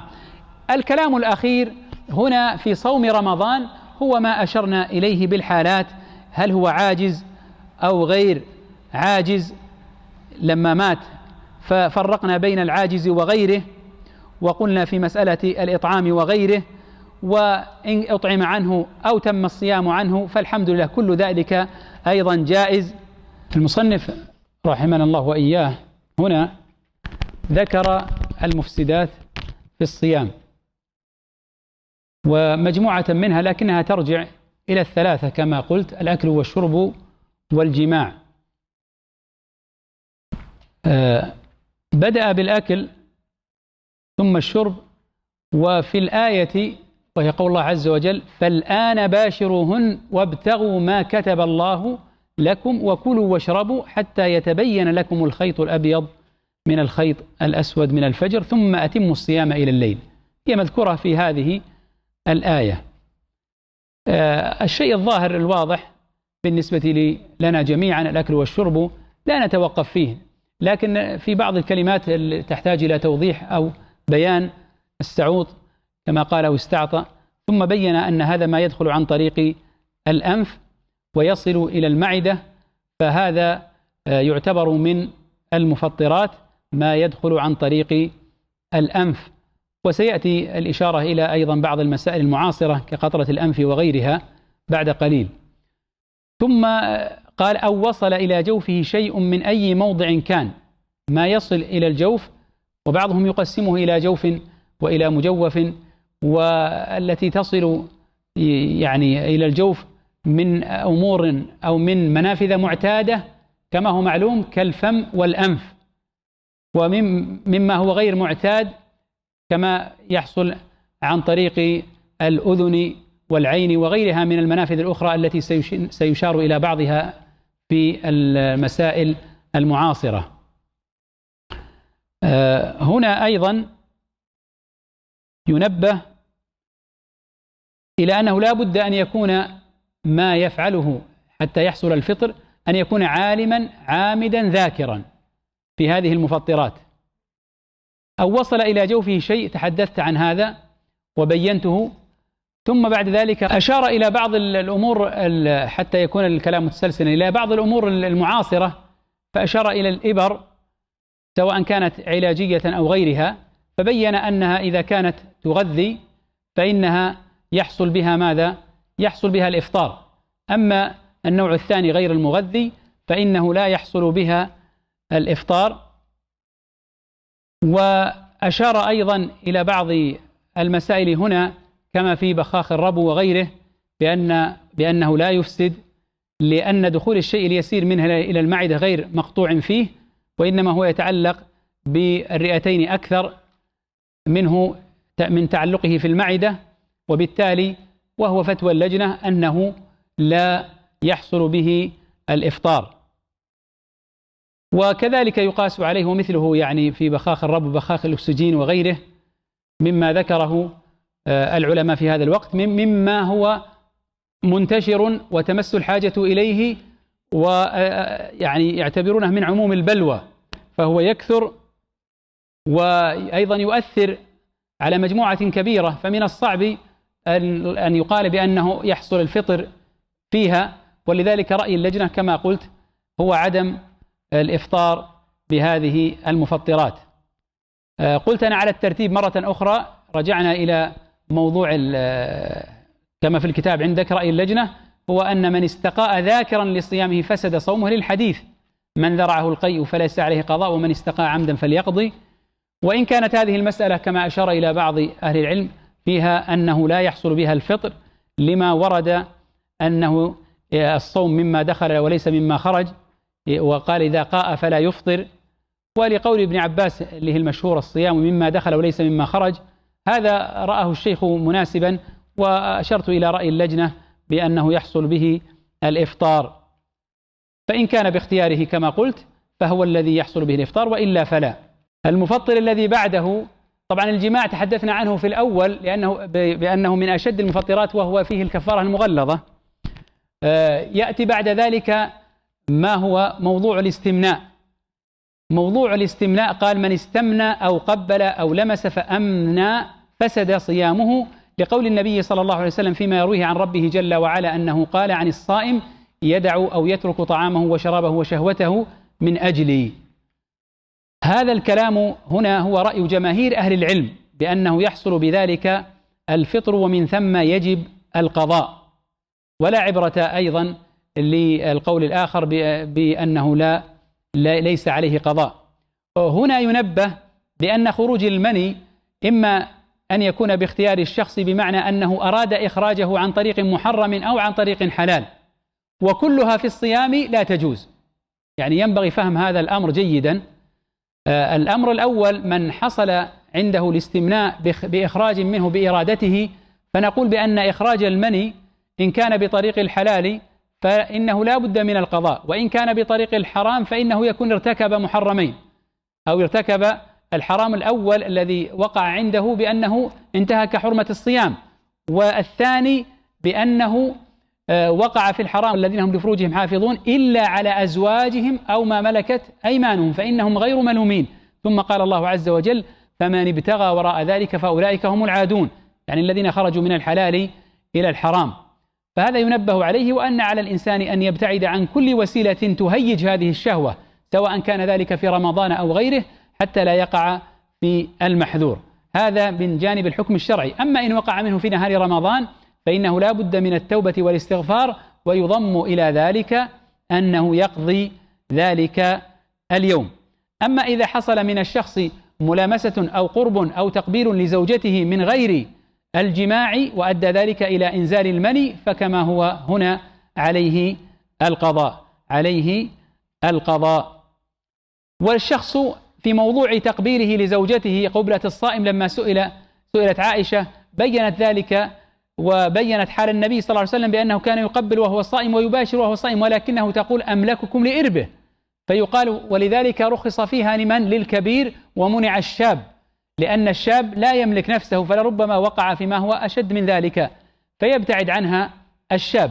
أما الكبير في السن الذي لا يحرك فيه شيئا فإن هذا لا حرج عليه. وشبهه بعضهم بحالة المضمضة والاستنشاق، وبالغ بالاستنشاق إلا أن تكون صائما، بأن هذا إذا كان على حد معتاد ليس له أثر بعده فلا شيء فيه. على كل حال، خروج المني هو مفطر للصائم وعليه أن يقضي. وقال بعد ذلك: من استمنى أو قبل أو لمس فخرج منه المذي. المذي طبعا أخف من المني، وهو سائل أبيض رقيق ينزل بعد الشهوة، لا يحس الإنسان بخروجه. المصنف هنا يرى أيضا أن المذي حاله حال المني في إفساد الصيام وعليه القضاء. وذهب بعض أهل العلم إلى أنه لا يقضي، وأن المذي أخف من المني، وهذا هو الذي يفتى به.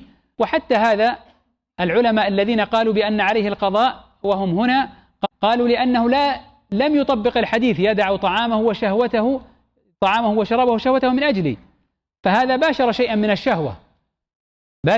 الشهوة. وعلى المسلم أن يبتعد عن كل وسيلة تؤثر على صيامه. طيب، كذلك أشار إلى أن تكرار النظر هنا وحصول المني أنه على نفس القاعدة عليه القضاء، وإن كان الرأي الآخر يعني الأخف لعله يكون أقرب.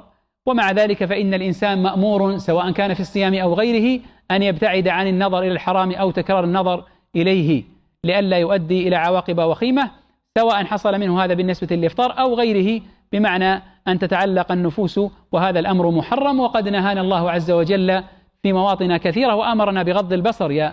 ماذا يقول الله عز وجل؟ قل للمؤمنين يغضوا من أبصارهم ويحفظوا فروجهم ذلك أزكى لهم إن الله خبير بما يصنعون. ثم أشار إلى موضوع الحجامة، وبين أن الشخص إذا احتجم وأنه يفطر سواء كان حاجما أو محجوما، لحديث أفطر الحاجم والمحجوم. والكلام في هذه المسألة كثير وكبير جدا، وهذا من مفردات الإمام أحمد، بمعنى أنه يفطر الحاجم والمحجوم. وأما رأي جماهير أهل العلم فإنه لا يحصل بذلك الفطر، لا تفسد لا على الحاجم ولا على المحجوم. أما الفطر فلحديث أفطر الحاجم والمحجوم، ولا يخلو من كلام لأهل العلم في تضعيف ونحوه. وأما جماهير أهل العلم فإنهم قالوا إن هذا لا يحصل به الفطر، لما روى البخاري عن ثابت البناني قال: سئل أنس بن مالك رضي الله عنه: أكنتم تكرهون الحجامة للصائم على عهد النبي صلى الله عليه وسلم؟ قال: لا، إلا من أجل الضعف. ولعل هذا هو الأقرب، وكما أشرت رأي اللجنة أو اختيار اللجنة هو الرأي الأول، وهو من مفردات الإمام أحمد. وعند الحنابلة أيضا عند بعضهم أن هذه العلة تعبدية، وبالتالي لا يقاس عليها غيرها، أقصد موضوع التحاليل ونحوها، وعند شيخ الإسلام يقاس عليها غيرها لأن العلة في ذلك هي الضعف، فيقاس عليها التحاليل التي تؤخذ، وهذا سنبينه في بعض المسائل المعاصرة. وهو ما أشار إليه بعد ذلك سحب الدم، فإن كان للتحليل المعتاد ومعرفة فصيلة الدم أو الشيء اليسير المعروف فهذا لا إشكال فيه، أما الدم الكثير فإنه محل إشكال.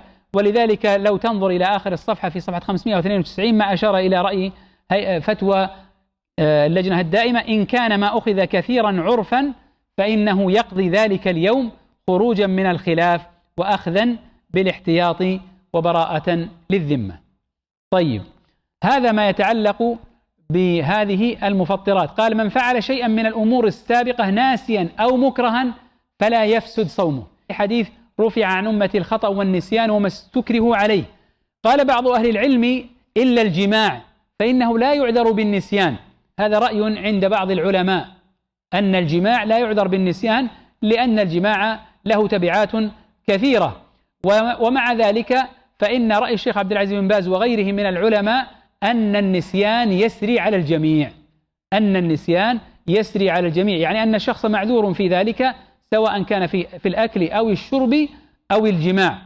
ومن أهل العلم من رأى يعني في ذلك تخفيفا فقال: عليه القضاء دون الكفارة، عليه القضاء دون الكفارة. والصحيح أنه لا قضاء ولا كفارة، وهذا ما ذكره الإمام النووي رحمه الله بقوله: ولو جامع ناسيا فإنه لم يفطر على المذهب. وبناء على ذلك فإن هذه المجموعة كاملة المفطرات يعذر فيها الشخص إذا كان ناسيا ولا يستثنى من ذلك شيئا. نأتي بعد ذلك تفضل إلى أمور أخرى يتوقع أنها تفطر الصائم وهي لا تفطره. نعم. وإن طار إلى حلقه ذباب أو غبار أو تمضمض أو استنشق فوصل إلى حلقه ماء أو فكر فأنزل أو قطر في إحليله أو احتلم أو ذرعه القيء لم يفسد صومه. طيب لحظة، خلاص. بالنسبة لهذا يتوقع ويحدث لبعض الصائمين ويكثر أحيانا فيها السؤال: من طار إلى حلقه ذباب أو غبار. ونحن نقول الآن بعض الأعمال الأخرى كمن يعمل مثلا في الخبز والطحين وغيرها ممن يكثر عنده هذا الشيء أو طبيعة عمله فيها شيء من الدخان وغيره، بعض المصانع ونحوها، فيتطاير أو يصل شيء من ذلك. فنقول ما دام أنه غير متعمد ولم يقصد ذلك فإنه لا يؤثر على صيامه. وهذا أيضا يسري على البخور، فالبخور له جرم، فالشخص لا يتعمد استنشاقه ولا يقترب منه. وإن كان الأولى يعني المساجد وغيرها أنه لا يعمل في نهار رمضان، نبتعد عنه ونعمله بعد المغرب أو بعد الإفطار لئلا يحصل بذلك شم، لأن بعضها لها جرم. هذه الروائح طبعا عندنا الأشياء العطرية المعتادة السائلة هذه لا إشكال فيها، البخاخات المعروفة. أما بالنسبة لما له جرم البخور المعروف فلا يتعمد الصائم استنشاقه لئلا يؤثر على صيامه. والنقطة الأخرى المضمضة والاستنشاق لا مانع منه طبعا، وهي من فروض الوضوء، لكن لا يبالغ الصائم بها، لا يبالغ لئلا يصل شيء إلى حلقه، ولذلك بالغ في الاستنشاق إلا أن تكون صائما، وهذا واضح. أشار قال: من فكر فأنزل. طبعا نحن رجحنا في ما قبل ذلك أن موضوع نزول المني إذا كان عن طريق المباشرة فإنه يحصل به الإفطار والقضاء، وأما مجرد التفكير فإنه لا يحصل به، لعله يدخل في الحرج المنفي عن هذه الأمة أو مما حدثت به أنفسها ما لم تتكلم أو تعمل، أو النصوص العامة في الشريعة الإسلامية برفع الحرج. وإن كان الإنسان أيضا مأمور شرعا كما قلت قبل قليل بأن يبتعد عن كل المثيرات سواء كانت بمباشرة أو ملامسة أو تفكير. ومع ذلك فإن هنا أشار إلى أنه إذا حصل، لأنه حصل نوع من الاستمتاع، يعني أنه إذا حصل إنزال المني. أما المذي فكما قررنا سابقا أنه لا حرج عليه، وإن كان الأولى الابتعاد عن كل مثير. ثم قال: من قطر في إحليله، والمقصود بذلك أنه حصل عنده تقطير في مخرجه الذكر الرجل، فإنه لا يحصل به فساد، لأن ما قطر لا يدخل إلى المعدة، وهذا طارد ليس مدخلا لما يأتي عن طريقه.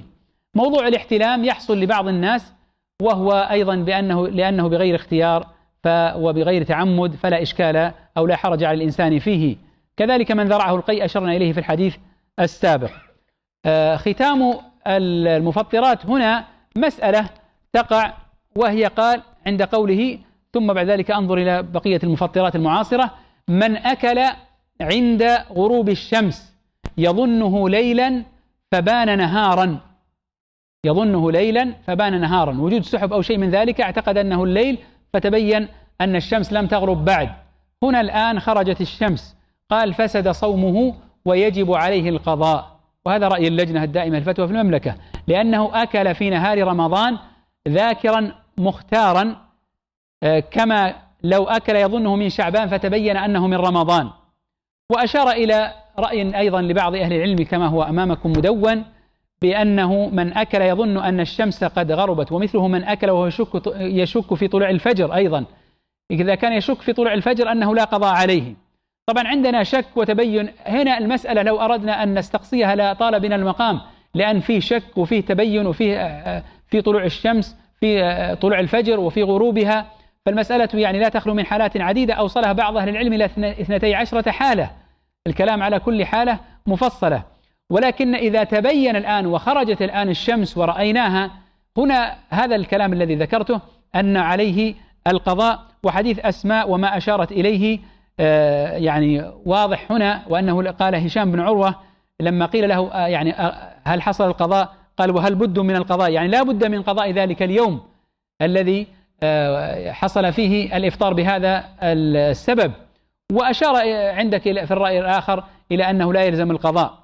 على كل حال إذا تبين، فلا شك أن الأحوط للمسلم إذا تبين أن الشمس لم تغرب بعد وحصل الفطر أنه يقضي. وقد حصل ذلك لبعض المؤذنين لما كانت الأمور غير موجودة في هذه الوسائل وسائل التواصل والساعات وغيرها، فأذن مؤذن قبل ذلك بربع ساعة أو نحوه، فأمر الأشخاص الذين أفطروا على ذلك المؤذن أن يقضوا ذلك اليوم. ولا شك أن هذا هو الأحوط هنا لأنه تبين. أما في موضوع الشك فقالوا من شك في طلوع الفجر ولم يتبين بعد فالأصل بقاء ماذا؟ الليل، فهنا صومه صحيح. ومن شك في غروب الشمس فالأصل أيضا بقاء النهار، فهنا يكون أفطر. هذا حصل شك. أما حصل يقين والآن طلعت ورأينا الشمس، فمن الصعب أن نقول إنه ليس عليه قضاء، وإنما نقول بالقضاء كما هو المفتى به. ونسأل الله عز وجل أن يخفف عنا وعنكم ويتحمل عنا وعنكم. مما يكره هنا أشار إليه بعض أهل العلم ذوق الشيء، ذوق الطعام، فننظر إن كان لعذر أو غير عذر في هذا. فإذا كان العذر قائم والحاجة ماسة، مثل مضغ الطعام للولد مع الحاجة إلى ذلك مثلا، وليس هناك من يقوم به، فلا حرج أن يمضغه لكن لا يبتلعه. وهذا رأي اللجنة أنه لا إشكال في ذلك ما دامت الحاجة قائمة. أما بدون حاجة فيبتعد المسلم عنه. مما ذكروا هنا لا بأس بالسواك في أول النهار وآخره طبعا، والحديث الذي ورد فيه لا تستاكوا يعني أو في آخر النهار فيه كلام. ومسألة الريق وابتلاعه هذا يكثر السؤال عنه أيضا، لا إشكال فيه ولو كثر وتتابع، وهذا يعني لكن لا يتعمد الإنسان جمعه ثم ابتلاعه أيضا. وأما النخامة فإنه يحرم ابتلاعها ويجب لفظها، وفي الفطر فيها كلام، وعلى المسلم أن يبتعد عن هذا بأكمله. هنا قبل الانتقال إلى المستحبات فقط يعني إذا كان في بعض المسائل التي ما أشرت إليها سابقا يعني أنظر إليها. بعض الأشخاص الذين ابتلوا بالمحرمات كالتدخين ونحوه يسأل التدخين، هو طبعا التدخين حرام في رمضان وفي غيره، لكن هو جاء الآن يسأل في موضوع ماذا؟ الإفطار به. فنقول لا شك بحصول الإفطار به، وإن كان يعني تكلمنا نحن في البخور قبل قليل وكذا، فكيف بمن يدخل هذه المادة السامة المؤثرة والخطيرة وهي محرمة في رمضان وغيره. أشرت إلى موضوع بخاخ الربو وأنه ليس له جرم ولا يصل المعدة وإنما للرئتين، وأن هذا هو رأي اللجنة الدائمة، والأصل أنه يعني بقاء صومه ولا يزول عن ذلك إلا بيقين. منظار المعدة أيضا يحتاج إليه الصائم، أشار إليه هنا في بعض ما أشرنا إليه، لكن لا مانع من إفراده بأنه لا يحصل به الإفساد إلا إذا وضع معه شيء يكون له مواد، هذا أمر آخر. أما المعتاد الذي يكون يدخل لأجل الكشف وأخراج ذلك والإشاعة والنظر فيه فإنه لا إشكال فيه، إلا إذا وضعت قالوا معه مواد أخرى، مواد دهنية أو مغذية أو شيء من ذلك. قلنا بأن الأذن والعين ليستا بمنفذ فلا إشكال في ذلك، وإن كان طبعا الأولى في مثل هذه الأمور أن الصائم، هذه قاعدة مهمة في المسائل المعاصرة، أن الأولى للصائم أن يبتعد، أن الأولى أنه إذا أمكن، انتبه للعبارة، إذا أمكن أن يؤخر الصائم مثل هذه الأشياء إلى ما بعد الإفطار فهذا أولى، حتى يخرج من الخلافات وحتى لا يدخل في باب الوساوس أفطر أو ما أفطر أو شيء من ذلك. فإذا أمكن هذا فإن هذا يلاحظ. أيضا يلاحظ هل الشيء كثير منتشر في تعم البلوى أو لا تعم، أو هو يصيب بعض الأشخاص المعدودين، فدائما ينظر العلماء إلى الشيء الذي بكثرة ويشكل على عامة الناس، فمن الصعب أن تقول أن يفطر به والأغلب يفطر بهذا المفطر، فهم ينظرون إلى أكثر من نظر في مسألة المفطرات المعاصرة، هل هو كثير، هل هو تعم به البلوى أو لا، كل هذا ملاحظ وله اعتبار وله نظر. إذن قالوا بالنسبة لهذا قطرة الأذن لا إشكال بأنها لا تفطر. أما العين فقال بعض أهل العلم وهو رأي اللجنة طبعا لا تفطر، ومنهم من قال بالعين إذا وجد الطعم، ولذلك قلت إذا أمكن التأخير فهو الأولى، ومع ذلك فالعين لا تفطر، إنما الكلام في ماذا؟ الأنف. وتحدثنا قبل قليل عن السعوط، قلنا أنه ما يدخل عن طريق الأنف، فقال العلماء إنه إذا وجد طعمها أو أحس بها أو أحس بشيء من ذلك فإنها تفطر. أشار إلى هذا بعض أهل العلم من أعضاء اللجنة. موضوع الاكتحال هو مثل ما قلنا بقطرة العين، وهل له أثر؟ يجد طعم، يجد شيء، يسري عليه الكلام ما يسري في مسألة قطرة العين. ومن كلام اللجنة في هذا الكحل لا يفسد الصوم إلا أن يرى أثره في حلقه، هذا كلام اللجنة، فالأحوط له القضاء ولا يكتحل احتياطا إلا ليلا، هذا كلام اللجنة في هذا الموضوع. استعمال الطيب تكلمت عنه قبل قليل، الأشياء العادية هذه، الطيب السائل المعروف من الزجاجة هذا لا إشكال فيه، إنما الكلام في البخور الذي له جرم ويتعمد الصائم أيضا أن يشمه، وقلنا بأنه يحصل به الإفطار. التحليل قلنا يختلف بنوعيه كثير وقليل، فإن كان قليلا كالمعتاد لا إشكال فيه تحليل الدم، وإن كان كثيرا أشرنا إليه. مما أيضا يرد فيه السؤال استعمال فرشة الأسنان والمعجون وحشو السن وغيره، كل هذه لا تؤثر لأنه لا يدخل شيء منها للمعدة ولا يتعمد الشخص ابتلاع شيء من ذلك، فلا إشكال فيه. أيضا موضوع التحاميل والمراهم وغيرها في الفرج للتداوي، كل هذه لا يؤثر أيضا على الصيام، وهذا من المسائل المعاصرة. إدخال أيضا جهاز الكشف في الفرج لا يؤثر، وهذا رأي اللجنة في هذا الموضوع. يأتي عندنا من ضمن الأشياء التي لم نشر إليها موضوع الأكسجين وغيرها، أشرت إليه بأنه لا يفسد. موضوع التخدير، تخدير المريض، هل يحصل به الإفطار أو ما يحصل؟ فنقول الموضوع لا يخلو من حالتين، هل التخدير عام أو موضعي؟ فإن كان التخدير موضعيا فالعقل لا يزال موجود وتأخذ وتعطي مع الأطباء، لأنه جزء إما من يدك أو من رجلك أو شيء من ذلك، فهذا لا يؤثر وبالتالي لا يحصل به الإفطار لأن العقل موجود. أما إذا كان كليا فما الحكم؟ قال ينظر هل حصل به إفاقة ولا لا بعد ذلك، فإن حصلت الإفاقة قبل غروب الشمس فالأصل أنه لا يزال على صيامه، أما إذا لم يفق إلا بعد ذلك فإنه يقضي ذلك اليوم. موضوع القسطرة إدخال الأنبوب اللي ذكرناه قبل قليل، وفيه أيضا مما يسأل عنه الأقراص الدوائية التي تجعل تحت اللسان وهي غير مفطرة لأنها غير مغذية ولا هي في معنى الأكل والشرب، وهذا قرار مجمع الفقه الإسلامي، لكن بشرط أن لا يبتلع الإنسان ما يتحلل. إذن موضوع الإبر على نوعين، إما تكون الإبر المعتادة التي يأخذها الشخص لمرض من الأمراض أو شيء من ذلك عن طريق الجلد عن طريق العضل وهي ليس فيها غذاء، هذه لا يحصل بها الإفطار. أما الإبر الأخرى المغذية التي يأخذها الشخص عن طريق الوريد ونحوه، الإبر تقوم مقام الأكل والشرب، هنا يحصل بها الإفطار لأنها تقوم مقام الأكل والشرب. أخيرا هنا من المسائل التي يسأل عنها مسألة الغسيل لمن ابتلي أصابه المرض في الكلى، نسأل الله أن يشفي مرضى المسلمين.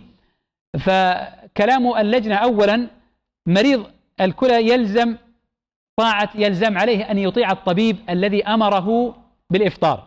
هذه نقطة مهمة، لأن بعض المرضى ربما قبل الغسيل أو شيء من ذلك، قبل أن نصل إلى موضوع الغسيل، عنده شيء من ذلك أو عنده الضعف الشديد قبل أن نصل إلى مرحلة الغسيل، فيقول له الطبيب لا تصوم. فمثل هذا الشخص نقول يلتزم برأي الطبيب الحاذق فلا يصوم، لأنه مطالب بشرب الماء حتى يحرك الكلى، ولو انقطع فترة من الزمن لربما أصابته مضاعفات.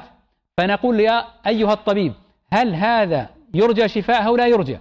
كما أشرنا قبل، فإن كان يرجى الشفاء فالحمد لله، متى ما تم الشفاء وتعافى وحصلت عنده القوة فيقضي. أما إذا لم يحصل الشفاء وقال الطبيب بأن هذا مرض لا يرجى ويستمر، فهذا يأخذ حال الكبير ويطعم عنه لكل يوم مسكين. إذن هذه حالة المريض الذي في مقدمات المرض. أما إذا يعني حصل الأمر بأنه وصلنا إلى مرحلة لا بد من الغسيل، فهذا الغسيل معروف عند أهل الطب وعند المرضى أن فيه أمور كثيرة تصاحب هذا من مواد غذائية سكرية وغيرها، فإنه يحصل به الإفطار، وهذا هو المستقر وهو رأي اللجنة بأنه يحصل به الإفطار. فبعد ذلك يقضي من الأيام إذا كان يستطيع، وكما قلت برأي الطبيب. أما إذا قال الطبيب حتى أنت بالأيام المعتادة سيؤثر هذا عليك، فيدخل في حالة المريض الذي لا يرجى برؤه إلى أن يتمكن بعد ذلك من زراعة للكلى. نسأل الله عز وجل أن يشفي مرضى المسلمين. هذه أغلب المسائل.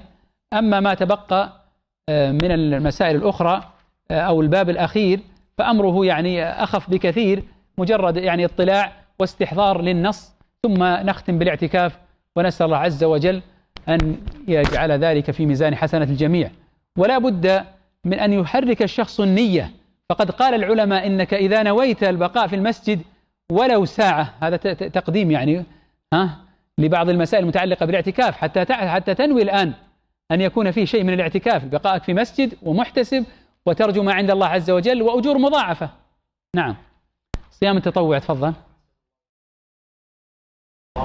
باب صيام التطوع. أفضل الصيام صيام داود عليه السلام، كان يصوم يوما ويفطر يوما. وأفضل الصيام بعد رمضان شهر الله الذي يدعونه المحرم. وما من أيام للعمل الصالح فيهن أحب إلى الله من 10 ذي الحجة. ومن صام رمضان وأتبعه ب6 من شوال فكأنما صام الدهر كله. صيام يوم عاشوراء كفارة سنة. نعم. وصيام يوم عرفة كفارة سنتين. نعم. ولا يستحب لمن بعرفة أن يصوم، ويستحب صيام أيام البيض والاثنين والخميس. والصائم المتطوع وأمير نفسه إن شاء صام وإن شاء أفطر ولا قضاء عليه. وكذلك سائر التطوع إلا الحج والعمرة فإنه يجب إتمامهما وقضاء ما فسد منهما. ونهى رسول الله صلى الله عليه وسلم عن صوم يومين من الفطر ويوم الأضحى، ونهى عن صيام أيام التشريق، إلا أنه رخص في صومها للمتمتع إذا لم يكن الهدي.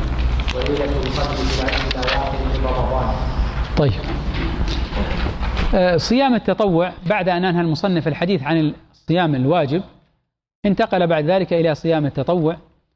وبلا شك أن التطوع مما يكمل النقص الوارد والحاصل في الواجب، وعلى المسلم أن يبادر إليه، خاصة أن في مجموعة كبيرة مما ذكر وأشار إليه من السنن لها أجور مضاعفة، والمسلم يستثمر أيامه ويستثمر صحته.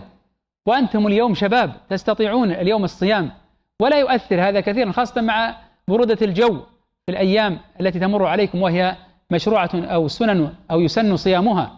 ولذلك كثير من كبار السن ندم على أيام شبابه أنه لم يصم، لما استمع إلى حديث إذا مرض العبد أو سافر كتب له ما كان يعمل صحيحا مقيما.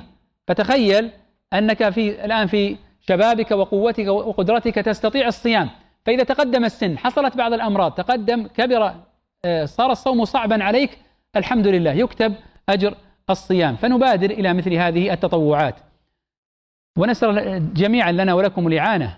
دائما المسلم يسأل ربه أن يعينه وأن يسدده وأن يوفقه، ودائما تقول بعد الصلاة اللهم أعني على ذكرك وشكرك وحسن عبادتك.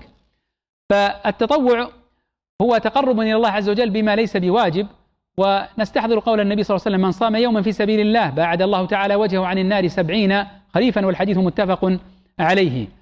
مما يفارق فيه الصيام التطوع الواجب تبييت النية، فتبييت النية الأصل أنها في الواجب ولا تشترط في التطوع عند جماهير أهل العلم، خلافا لمن للمالكية وغيرهم ممن يعني اشترطوا النية في صوم تطوع.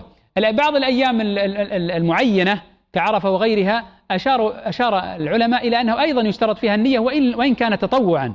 أما بالنسبة للصيام الواجب فلا شك أن على المسلم أن يبيت النية، أو مطلوب منه أن يبيت النية قبل ماذا؟ قبل الفجر.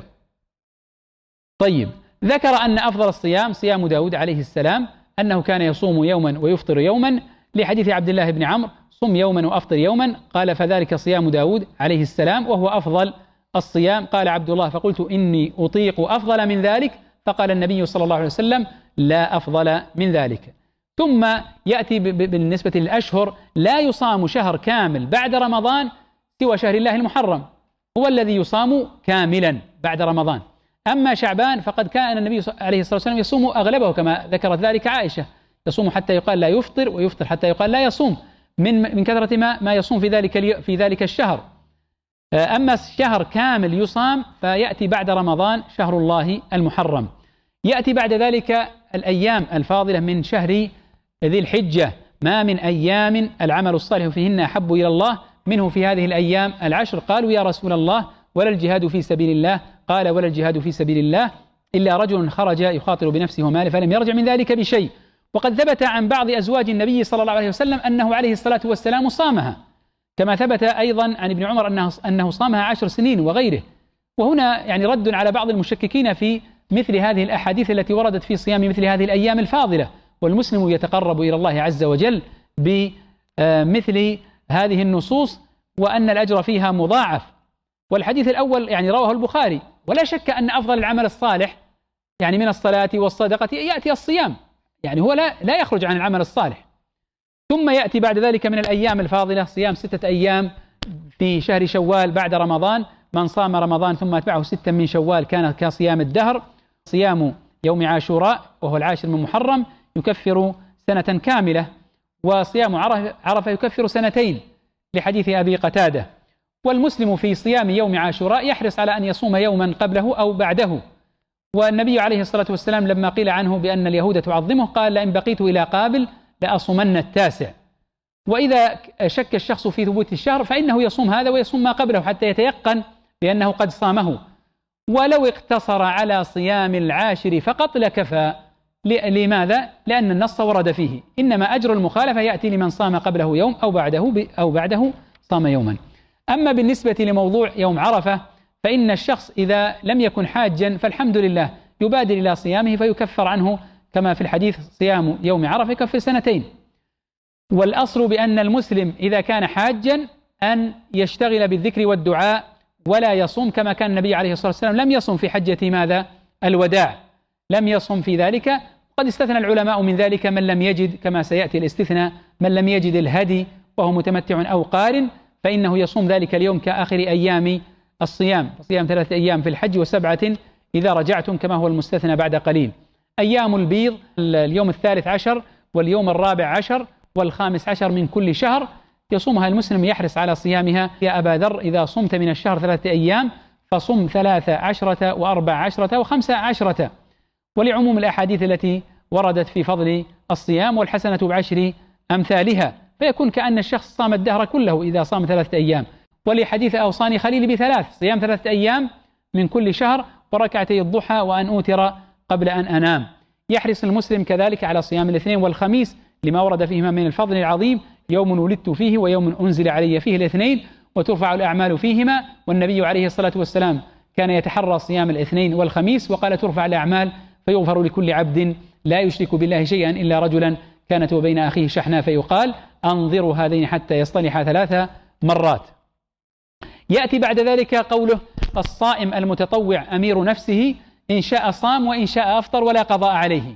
إذا صام الشخص متطوعا فالحمد لله، الأصل أنه يكمل صيامه ولا ينبغي له أن يقطع ذلك اليوم، هذا هو الأصل والأفضل يعني في كل حال. لكن لو حصل منه أنه يقطع ذلك اليوم لهدف أو لغرض معين فلا مانع من ذلك، وخاصة إذا كان سيؤثر ذلك على نفس الشخص الذي دعاه. فأحيانا يقول العلماء إذا كان الداعي يرغب أن تأكل من وجبته أو من وليمته وكان عدم الأكل عندك يؤثر عليه، فقالوا يفطر إذا جبر خاطره، يفطر إذا جبر خاطره. وهذا في طبعا الكلام كله في النفل، أما في الواجب فالأصل أنه ممسك إلى غروب الشمس. ثم قال وكذلك سائر التطوعات الأخرى في الصلاة والاعتكاف وغيرها لا مانع أن يقطعها، لكن كما قلت هذا خلاف الأولى لئلا يحصل في ذلك منة وإبطال للعمل، والله عز وجل يقول ولا تبطلوا أعمالكم. قال إلا الحج والعمرة فإنه يجب إتمامهما، هذا واحد، وقضاء ما فسد منهما للآية وأتموا الحج والعمرة لله. والعلماء يقولون سواء كان ذلك فرضا أو نفلا، الفرض مستقر طبعا لكن هو الآن يتكلم في النفل، فيقول حتى النفل ففي الحج والعمرة يجب الإتمام، يجب الإتمام. يأتي بعد ذلك النهي عن صيام يومين، يومي عيد الفطر وعيد الأضحى، لنهي النبي صلى الله عليه وسلم عن ذلك، يوم الفطر ويوم الأضحى نهى عن صيامهما، وهذا محل إجماع. ويأتي بعد ذلك النهي عن صيام أيام التشريق. ما هي أيام التشريق؟ تفضل. اليوم بعد عيد الأضحى، اليوم ماذا؟ 11 و12 و13، نعم. وقد نهى النبي صلى الله عليه وسلم عن صيامها، ولم يرخص في ذلك إلا كما ذكرت للمتمتع ومثله القارن الذي لا يجد الهدي، فإنه يمكنه أن يصوم قبل عرفة أو قبلها، أو يصوم بعد أيام التشريق، يمكن أن يصوم ذلك مكان تلك الأيام. مما ذكر هنا مما يكره كراهة إفراد يوم الجمعة بالصيام، كراهة إفراد طبعا لم يذكره هنا ونشير إليه، إلا أن يصام يوما قبله أو يوما بعده. وورد كراهة أيضا إفراد يوم السبت وحده بالصيام، وفي ذلك كلام للعلماء. وآخر قضية هنا مسألة تحري ليلة القدر في الوتر من العشر الأواخر من رمضان. ليلة القدر تتحرى في الوتر في العشر الأواخر من رمضان، ليلة الأوتار، ليلة 21 و23 و25 و27 و29، وأرجاها ليلة ماذا؟ 27. وعلى المسلم أن يقوم تلك الأيام كاملة حتى يحظى بماذا؟ يحظى بالحصول عليها، والأجر فيها مضاعف. ونحفظ الآية خير من 1000 شهر. كم تعادل من سنة؟ 83 و4 أشهر. في واحد أخرج الجوال يحسب، تأكد لنا قبله أو نضيفها مع الجوائز التي إن شاء الله تسلم في النهاية. طيب، على كل نتحرى. تخيل أن 83 سنة و4 أشهر لا توجد فيها ليلة القدر، أجور مضاعفة. وهذا لما قال النبي صلى الله عليه وسلم أعمار أمتي بين 60 و70 وقليل من يتجاوز أو يجوز ذلك، حزن الصحابة. لماذا؟ لأن الأعمار السابقة بالمئات، فعوضنا الله عز وجل بأيام يسيرة وأعمال قليلة نعملها والأجور فيها مضاعفة. هذا فضل من الله عز وجل، فلا تفوت هذا الفضل. نسأل الله أن يفتح علينا وعليكم أبواب رحمته، وأن يعيننا على ذكره وشكره وحسن عبادته. الختام بالاعتكاف. بالنسبة للاعتكاف هو لزوم. طيب نقرأ قبل، تفضل. باب الاعتكاف، وهو لزوم المسجد لطاعة الله تعالى فيه، وهو سنة لا يجب إلا بالنبي، ويصح من المرأة في كل مسجد، ولا يصح من الرجل إلا في مسجد تقام فيه الجماعة، واعتكافه في مسجد تقام فيه الجمعة أفضل. ومن نذر الاعتكاف والصلاة في مسجد فله فعل ذلك في غيره إلا المساجد الثلاثة، فإذا نذر في المسجد الحرام لزمه، وإن نذر في مسجد المدينة فله فعله في المسجد الحرام، وإن نذر في المسجد الأقصى فله فعله فيهما. ويستحب للمعتكف الاشتغال بفعل القرب، واجتناب ما لا يعنيه من قول وعمل، من قول وفعل. ولا يخرج من المسجد إلا بما لا بد له منه إلا أن يشترط، سهل عن المريض وغيره في طريقه ولم يعرج إليه جاز. طيب بارك الله فيك. الاعتكاف كما عرفه هنا أمامكم هو لزوم المسجد لطاعة الله عز وجل، وبالتالي تخرج بذلك المصليات كما أشار هنا، والأشياء التي يصلى فيها بعض الأوقات سواء سميت بمصلى أو غيره، إنما الأصل في المسجد المعروف المحاط بحائط معروف أنه هذا مسجد وأنه قد وقف يعني ويصلى فيه الصلوات وتقام فيه الجماعة كما سيذكر بعد قليل، لئلا يؤدي ذلك إلى خروجه أكثر من مرة. والأصل فيه البقاء في هذا المكان والاشتغال بما يقرب العبد إلى ربه. ثم أشار إلى أنه سنة، أشار إلى سنته وبين ذلك هنا في قول أن طهر بيتي للطائفين والعاكفين والركع السجود، وفي النصوص الأخرى أيضا ولا يلزم إلا عن طريق النذر، من نذر أن يطيع الله فليطعه، وبالتالي فإنه إذا نذر يلزمه الوفاء بنذره. قبل ذلك أو قبل أن ننتقل إلى اعتكاف المرأة نشير إلى المدة، وهو أشار إلى شيء منها، يعني المدة لا حد لماذا؟ للأكثر ما في تحديد، لكن الأقل والخلاف في الأقل كم؟ يوم، يومين، 3، 10 أيام كما هو المعتاد عند كثير من الناس أنهم يعتكفون العشر الأواخر من رمضان. فلذلك الأمر في هذا محل يعني كلام للعلماء، فإذا كانت النية حاضرة واستحضر هذه المعاني فلا إن شاء الله إشكال في أن اعتكافه صحيح ويحصل على الأجر. والمسلم لا يخلي نفسه من هذه العبادات وإن كان بشيء يسير. ثم بعد ذلك أشار إلى موضوع اعتكاف المرأة، قال يصح من المرأة في كل مسجد. فالمرأة لأن لا يشترط طبعا عندها الجماعة ولا الجمعة فلا إشكال أو تعتكف، لكن قال لا بد أن تؤمن الفتنة في هذا الجانب، لا تفعل سنة وتقع في محرم فتفتن غيرها من الناس. وهذا الأمر وهو الموضوع الاعتكاف للرجال والنساء ينبغي أخذ نقطة مهمة فيه قبل الدخول فيه: هل عند الشخص أمور وواجبات فإذا اعتكف ينشغل عنها أو لا؟ هذه نقطة مهمة. فإذا كان الشخص عنده مهمات وواجبات فإذا اعتكف فإنه سوف يترك هذه الواجبات من رعاية أهل وولد وغيره، فنقول لا تفعل السنة وتترك الواجب اللي هو واجب الرعاية. أما إذا وجد من يرعى هؤلاء أو من يقوم بالنفقة وحال الشخص يعني مستوية، بمعنى أنه ليس مكلف إلا بنفسه ولا يترتب عليه شيء، فنقول بادر بالاعتكاف واستحضر هذه الأجور المضاعفة فيه. أما الرجل قلنا لا يصح أن يعتكف إلا في مسجد تقام فيه الجماعة لأنه يتطلب خروجه أكثر من مرة، وكذلك بالنسبة لي إذا كان أكثر من أسبوع الجمعة فيختار المسجد الذي يقام فيه أيضا أو تقام فيه صلاة الجمعة. من نذر الاعتكاف في المسجد الفلاني فله أن يعتكف في بقية المساجد الصحيح أنها على درجة واحدة ما عدا ما استثني المسجد الحرام، ويأتي بعده المسجد النبوي ثم مسجد الأقصى. هذا الترتيب بهذه الكيفية. فإذا كنت نذرت في الأعلى لا تنزل، وإذا نذرت الأدنى بإمكانك أن تأخذ الأعلى. وعلى ذلك من نذر المسجد الأقصى أين يعتكف؟ جاز له أن يعتكف في المسجد النبوي والمسجد الحرام. ومن نذر في المسجد الحرام هل يجوز له في المسجد النبوي؟ لا، لأنه لا ينزل كما ذكرنا لكم.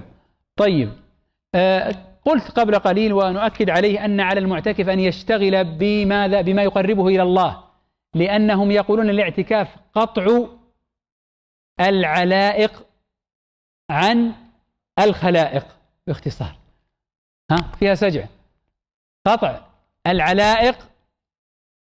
العلاقات عمن الخلائق، خلاص اقطع عن الخلق تماما. أنت في موضوع الاعتكاف تريد أن تتقرب إلى الله عز وجل بكل ما تستطيع من أنواع القرب، في صدقة، في قراءة، في صيامك، في ذكرك، في دعائك، قراءة القرآن.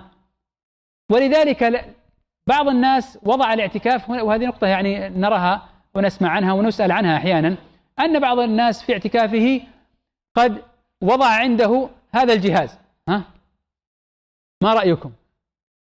وضع الجهاز عنده ويراسل ويعمل ويجري صفقات تجارية. اليوم الجهاز تعمل فيه أمور كثيرة. طيب هذا كيف نسميه معتكف؟ هو بقي في المسجد. لا شك أن هذا سيؤثر على اعتكافه.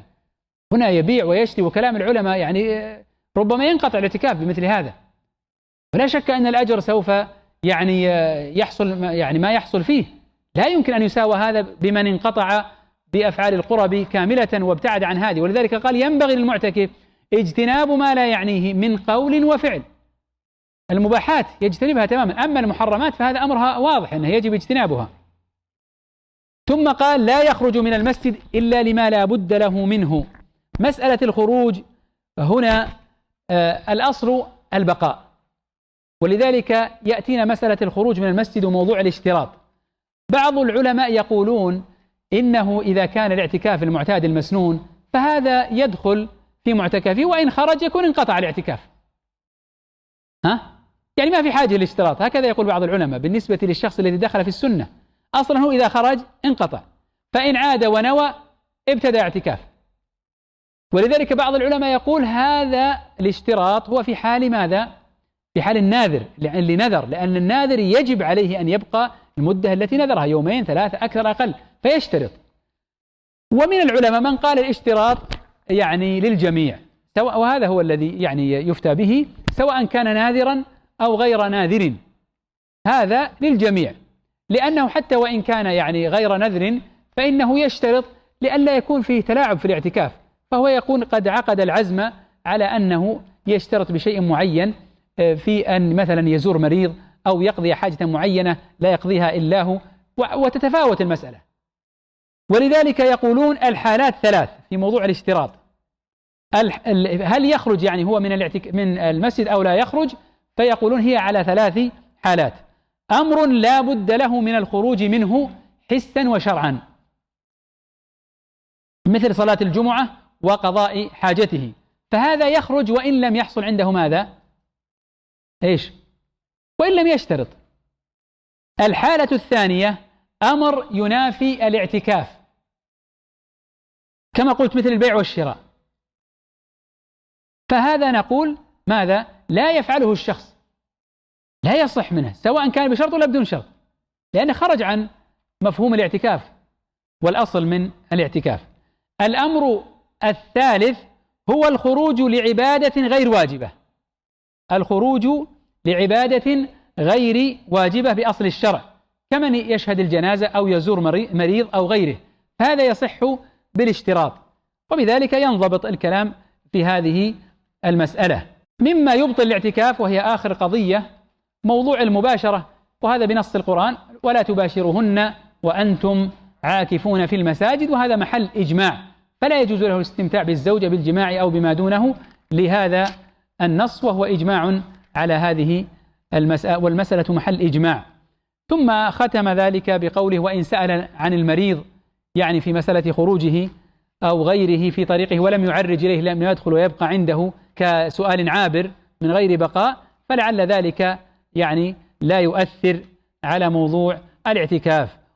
وكل ما كان الشخص منشغلا بما دخل من أجله وهو المعاني الرئيسية في الاعتكاف وهي التقرب إلى الله عز وجل، كلما كان الأجر مضاعفا بإذن الله عز وجل.